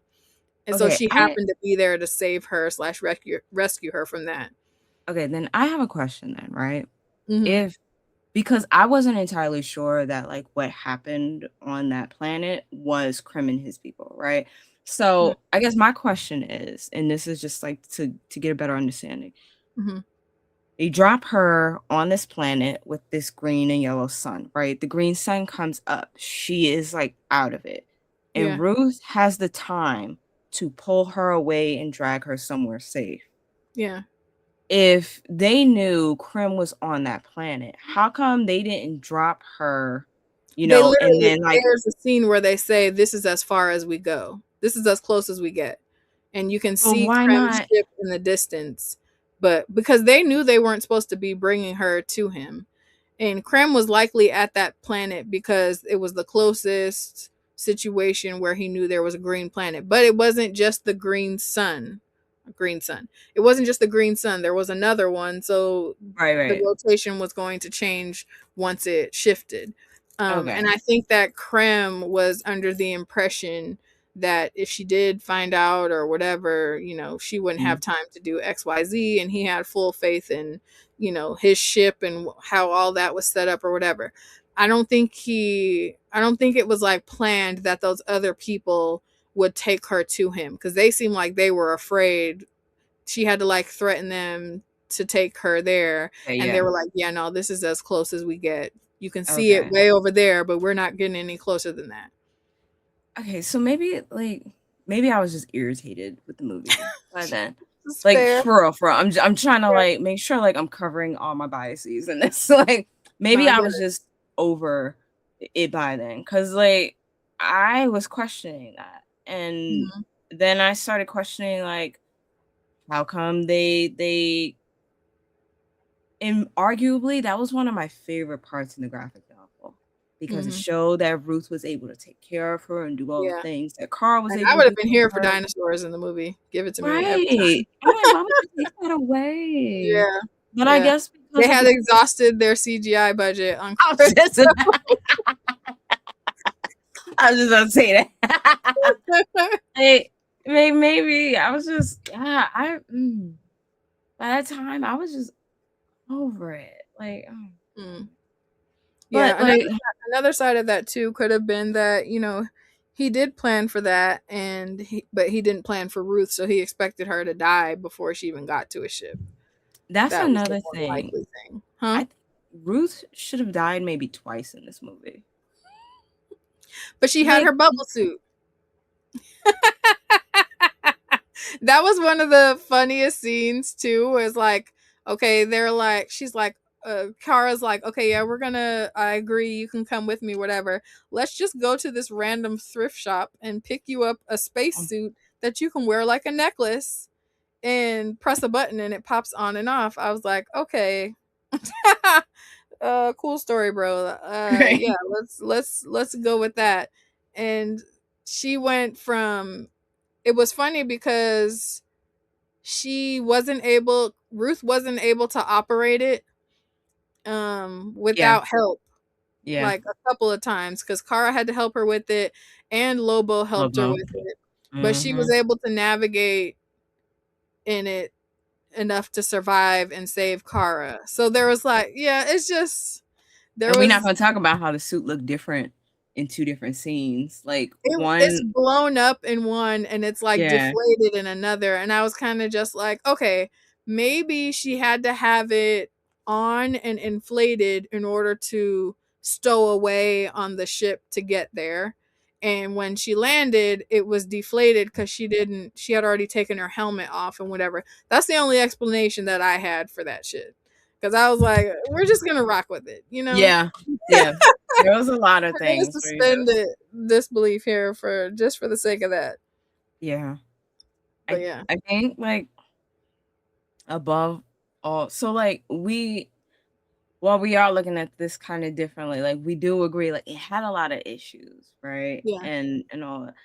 Okay, so I go online Mhm. afterwards, and I'm Yeah. seeing so many people say, "Oh my god, Yeah, this she was went such an full blurred library on us. because I couldn't, like, get over how I was like, "Alright, this is fine." So, like, I had posted on Threads, and I was like, "I saw Supergirl, Mm, period." period. That's it. Saying a lot Right? without saying a lot, yeah. Yeah, I'm like, it's fine. And then, like, I went into a little bit more details. I'm like, there was a lot of plot holes but, like, homegirl did her thing in her role, right? For what Yeah. she had, she and then I'm seeing, like, so many people just say, "Oh my god, this was such a great movie. This it did so well. It talked about feminism so well." And I'm like, "Am I misreading this? Am I missing?" I'm like, "No, like, I'm I'm fairly literate when it comes to media But like that's the difference, critical." though. You're talking about someone who is literate's definition of feminism versus someone who's like, "Oh, yeah, somebody, a superhero in a skirt, that's feminism." Right, and I guess, like, that's what was explained to me because, like I said, I was ranting about this, like, "I Yeah. don't get how all these things are and everybody's like, "You believe people know what you know." I'm like, "Ooh, Mhm. It's real my easy. bad." It's real easy to be, like, in your bubble of people who know better, and then to go Right, out and be like, "Oh, okay, but that's then, not like, I'm normal." seeing posts from people within the comic book industry, people from, like, a something got sent to me from I'm not gonna say this person role because 'cause it'll probably, like, say exactly who this person is, but it got Mhm. sent to me, and I'm like, "This person is educated." You know what I'm saying? Like, I would assume that they have some kind of literacy like, they've been able That's to, like, analyze this, but no, yeah. I get what you said. This is another way of me thinking that people know more and all of that. Like, it made me question. I was like, "Yo, am I interpreting this wrong?" And so I that's mean, why and then even outside of that, you have people who, like, when they go to the movies, they're like, "Yeah, I wanna turn my brain off and just let it be what it's gonna be," like, so they're not, like, consuming it, critically by any measure, yeah, and and then that's they may catch more things on the second time around or whatever, like, that type of thing. I'm finding yeah. that that's a lot that's happening a lot. Yeah, like we all have our mediums where we turn our brains off and we're like, For yo, sure. just here for the vibes because in this particular space, this is where I decompress. So Yeah. like very valid, right? Mhm. Yeah. But then to for some folks to be online and be like, yo, if you are saying anything wrong about or if you think anything negative about this movie, then you must not like women or you must like view things a particular way, and I'm like, "No." We can have conversations with nuance, we can hold 2 things with one and be like, "Yeah, there are some things that are good in this, but, But hot like." takes don't live in the realm of nuance. It's very much we're saying this in absolute so we can get a reaction out of people one way or another. So And that's frustrating, right? it Like, I is. get why we do that, but it's so frustrating because, like 'cause then it feels very disingenuous. You're not able to have those really important critical conversations and, like, Yeah, critique and question the things that we take in, right? yeah. Like, the fact that 'cause then, like, now I feel like while I had a lot of issues with this, I now also have to defend Supergirl in a way Mhm. because a lot of the people who had negative things to say were very misogynistic, you Yeah. know, very, very harmful, very Yeah. toxic, all the Yeah. isms, and it's Yeah. a lot of men who were saying really dumb things, and I'm like, Yeah. "Ugh, this is why we can't have nothing." Yeah. I think it's interesting to look at a lot of those because it's like if you switched her to a man, would your critique stand? Oh, apparently she'd be really cool because then she would be, what's his name? Keanu Reeves, because his dog died. Right. That Yeah, but that's what I'm saying though, like if these people making those types of critiques of this movie were to change her to a man, would their Mhm. critiques be the same? Yeah. So that's why it's like it's interesting, and I hear you about wanting to defend it too, because another thing that kind of chapped my ass is that opening the apps today, looking at it and seeing that they're like, oh, it's not doing well in theaters. Supergirl's not doing well in theaters. And they're comparing the, I think it was like however many million, I think it was like 4.7 million tickets sold or some shit.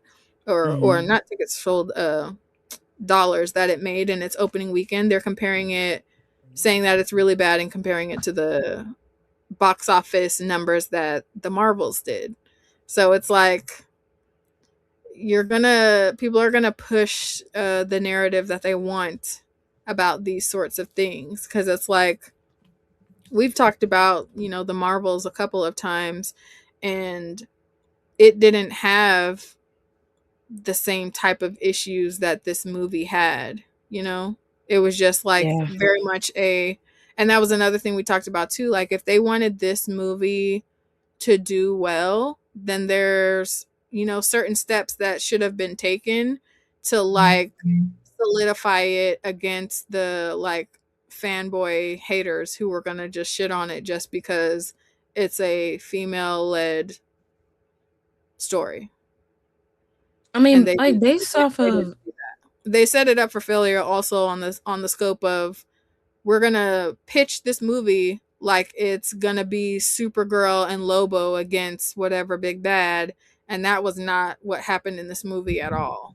I think it was a very poor bad decision to have Lobo in that film because, like you said, because of the way they marketed it Hmm. and because of the way he showed up in the movie, he very much felt like a patriarchal stand-in for, like, approval, right? Oh, Like 100%. Yeah, because right? like, And so yeah, that's yeah, facts. he That's facts. he and, like, if you were gonna have anyone in that role, at least you could have, like, the very gender fluid, badass and all of that, like, who's kind of like if you're gonna have anybody in that role, fine, Lobo, but, like, it still felt like he was there for all the dudes who were watching this movie with their femme partners, and he was something to be like, "Yeah, girl power, them, great," like I'm like, that's completely unnecessary, especially, like, if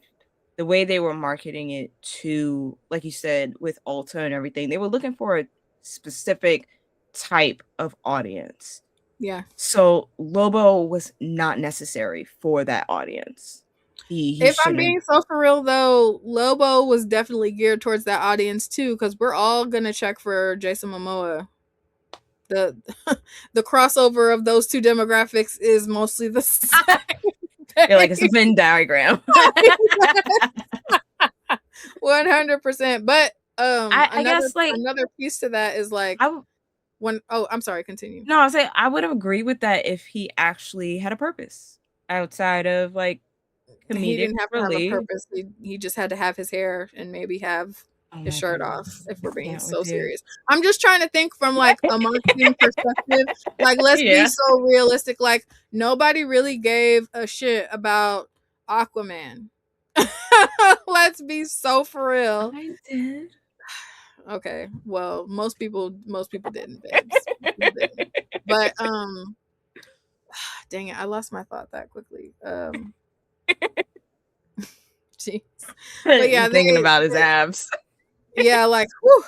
But no, they definitely, there was definitely an opportunity there to do something different with it, and it was just kind of like thrown in as an afterthought. And oh, that's what it was Very going to be. much. On New Blurred Order, I think it was Bad Ty who said that, you know, the Lobo being in the movie didn't hit for him because they didn't put respect on Lobo's name because they didn't show his powers or his ability or whatever. And I was Yeah. like, I get that to a certain extent. My counter argument to that was like, we didn't need to see a lot from Lobo because it wasn't a Lobo movie. Like, he shouldn't have They been. marketed. They right, exactly. So that they shouldn't have marketed it like it was going to be a Lobo movie if it wasn't going to be. First of all, second of all, it because it's a Supergirl movie, I wouldn't expect Lobo just having some scene in there to like overpower or outshine her role in her own movie. So I get why they didn't do that. But it's also boils down to how it was marketed for me again, because it's like, if that was going to be his only role in the movie, then it should have just been A marketed as a quiet Supergirl cameo. movie and let him have the cameo. And I thought that if he was going to be in it, it was because whatever is happening next in this DC space was going to be like another Lobo movie. But then I hear, actually, no, there's no intention for that. It was just he was under contract for another movie and he wasn't about to do another Aquaman. Oh, so that was real. Cause like, okay, I when don't me and know. Malik came I on, haven't fact checked that, but it's just like, wow, okay. So that makes a lot of sense, but that's even more reason to not market. Like, he literally had his own like popcorn bucket carrier at the movies. It's literally Lobo on his like space motorcycle, whatever. because men needed something. It's I hate that. I hate that take because it's like it wasn't, men needed something, but then make it a substantial thing, like make it a buddy movie then, because you're lying to your audience before they can even go see it, and all you're doing is setting them up for a letdown. Because Hmm. people will tell you, like, he crossed paths and like barely interacted with the main characters because he was on his own mission. So for those who haven't seen it or those watching, listening, hey hi. But he literally popped in because, and his whole thing was, okay, I'm Lobo, I'm a badass, I happen to be chilling at the bar when all this shit pops off, I'm Yeah. a bounty hunter, and I'm looking for this fool with red hair who happens to also roll with the brigands that Krem rolls with. And Yeah. so he just happened to be there at the bar, and we get this like one-liner note from Supergirl talking to Ruth, because Ruth's like, oh, Ruth overhears him saying he's looking for this dude, and he's with the brigands, and Ruth's like, oh shit, say less, like we looking for somebody with the brigands too. Like, she looks at Hmm. Supergirl like, oh, I'm gonna go talk to him real quick because we can roll together to find the brigands and we can help each other. And And Supergirl's that's like, it. nah, girl, do you know who Lobo is?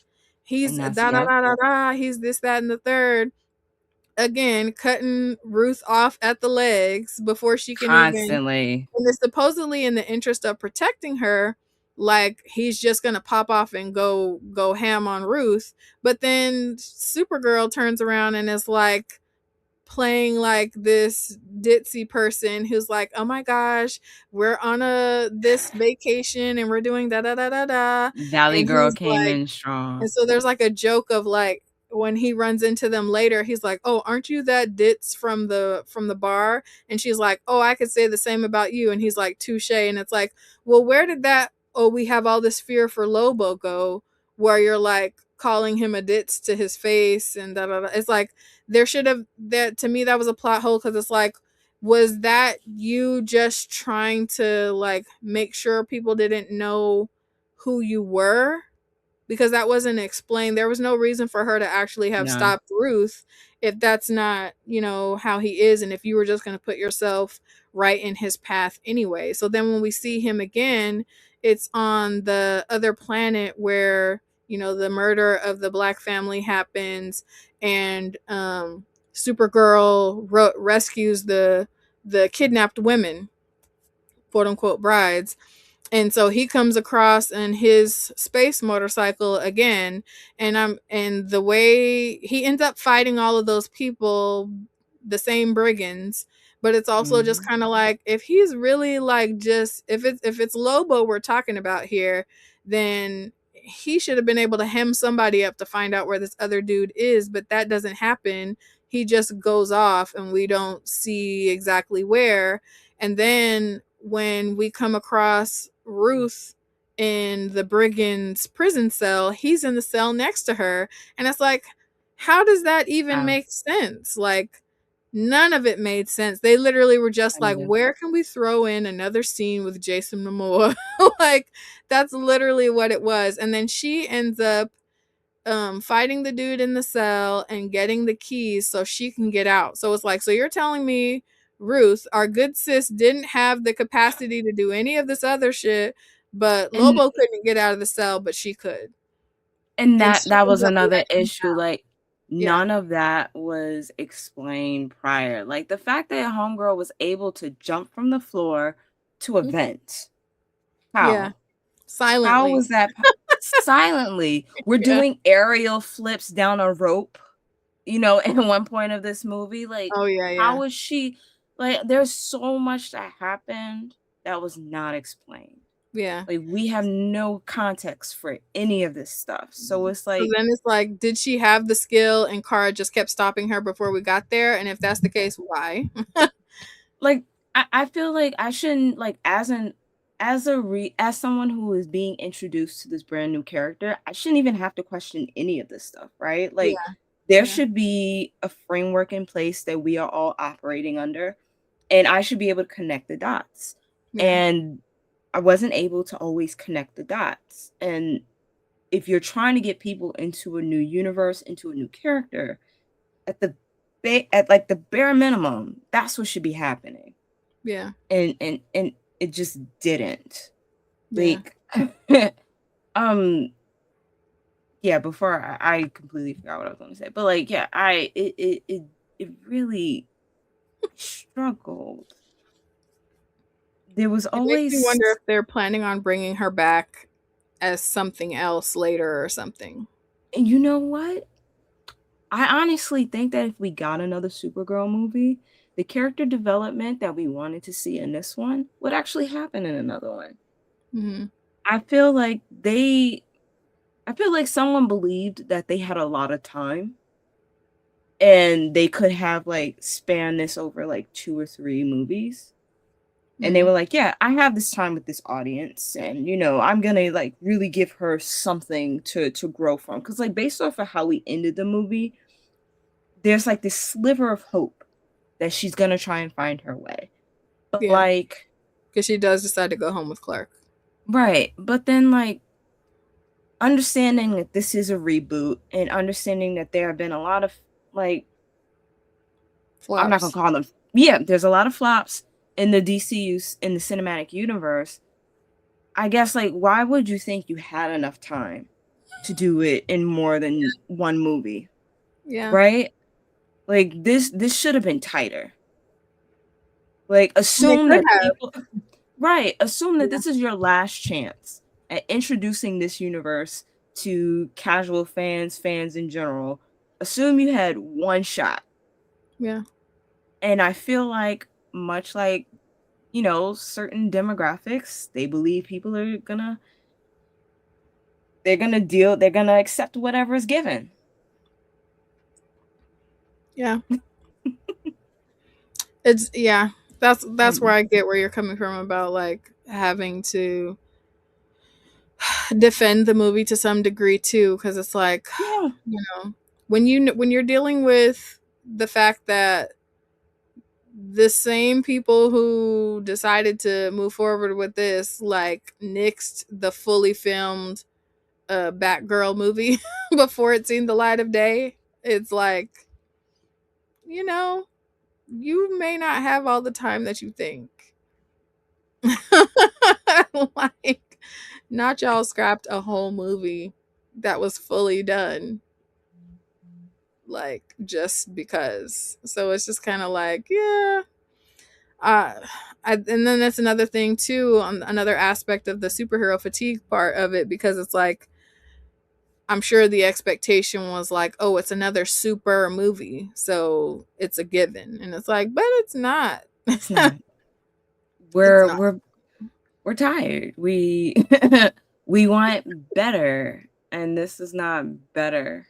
Yeah. So Yeah, I at the very bare bones of it being a Supergirl movie, it's a superhero in a skirt, so it must be girl power, and it's a girl and her dog movie.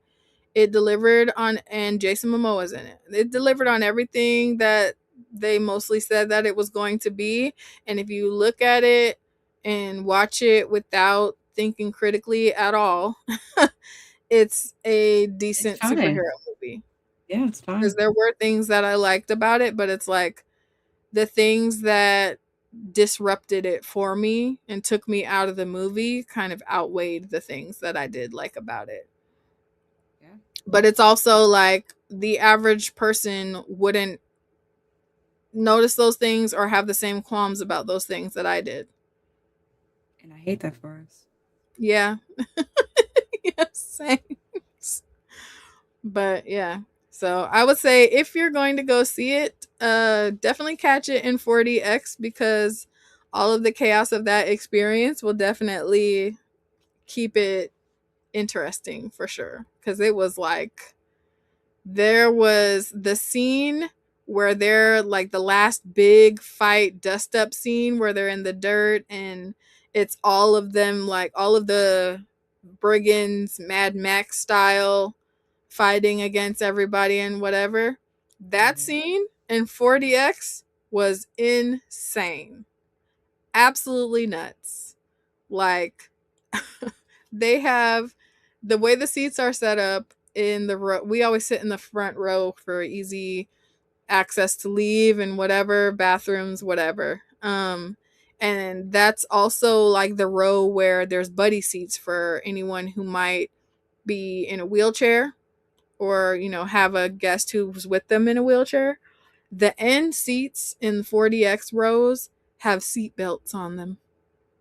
Oh, So if you're there, if you're going there as a differently abled human and you're like, I want to experience this, you can park your wheelchair right next to the end, transfer to the seats, because they start off that's low and they nice. raise up once the movie starts. So you could transfer from your wheelchair to that end seat and strap in, Nice. babes, because it's like literally that's what the seatbelt is for. So that way you can still experience it, because it's like that. Mm. It's like that. I love that for you and anyone else who wants to do it. I'm gonna stay firmly planted on the ground. So yeah. I guess for me, I would just say going with absolutely no expectations. If you can, Yep, that'll like, do it. yeah, if you're the type to analyze what you're watching and experiencing, maybe sit this one out. But Yeah. Sit if this you one can out make and pick up the book, because yes, Supergirl, Woman of Tomorrow was a solid read, and it's visually yeah, stunning. Supergirl, and I can see why they adapted it off of this. Why the movie is adapted off of this, because Yeah, I firmly see this comic as a reference text for Supergirl. yeah, Like, I see it as the one that everyone goes back to fill in the holes, to expand on.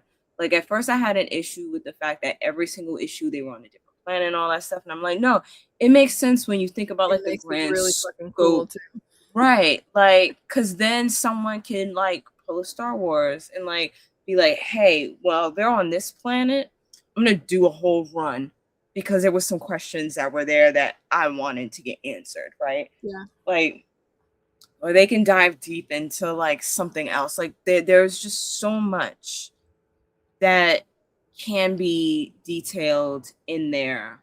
Like they could have even like there's this one issue where Ruth doesn't have like all of the story. She kind of Mhm. just like bases it off of other people's stuff, and it could be told by Car's perspective. Like that is a reference text. That is a Bible for Supergirl, and Yes. it's absolutely wonderful. Yeah. So like if you do like analyzing things, read the comic, Yeah. 1000%. Yeah. You Comic know, was an wait, excellent time and proof yeah. that we can, with a resounding Pink Riot approved approval, say the book was better, people. The book was better. I thought you were gonna say that we could say nice things about white authored comics. I said what I said. The book Right? was better, The and book that's was where I'm leaving. much better. Yeah. The book was much better. But like, you know, if you can suspend belief, uh uh go forth, have fun. Go forth, have fun. Let You us know know, in the like comments what you thought about it once you watch it. And definitely let us know in the comments if you read the book. And definitely let us know if you did both and if you agreed with any of the points that we made or disagreed, you know. We're not yeah. here telling you what you should or shouldn't do. We're just giving our point of view and perspective, and yeah. Yeah. Keisha's like, no, actually we are telling you, babes. Just But a little yeah. bit.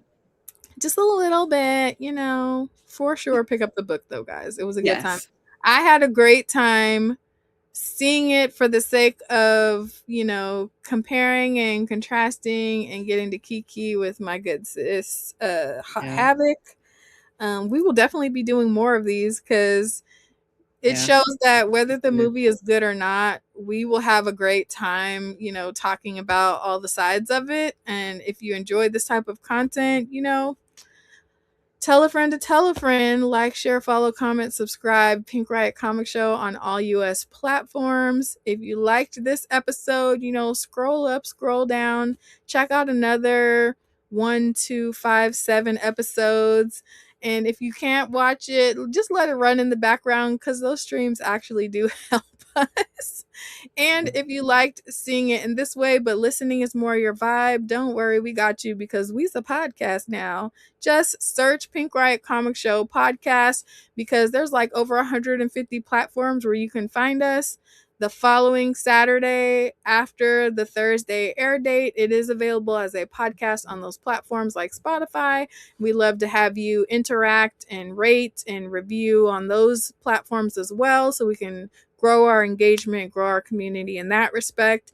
If you haven't already, check out our link in bio where you can access things like our Pink Riot merch and cop the dope shirts and sweatshirts and hoodies and things of that nature. There, we have some pretty cool designs.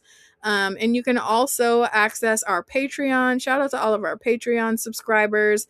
We literally do a happy dance every single time one of you get added to that list. We're grateful for the community there. We have a free 99 tier, so you can just pull up for the vibes with no commitment. And we also have several paid tiers. The higher up in tiers you go, the more access that you get to us and what topics we cover on the show and what things we're doing moving forward. Prime example, this episode is brought to you as pre-recorded because y'all, we are outside for con season, but usually we are live at 5 every single week on Thursdays, 5 p.m. PT, 8 p.m. ET. So don't worry, we got you every week at that time because we at the same damn place at the same damn time every week with no weeks off because we love you and we love what we do. We'll holler at you next time. Bye. Yeah. I definitely found more. All right. How many variants are there? 11. Damn. Go ahead. No.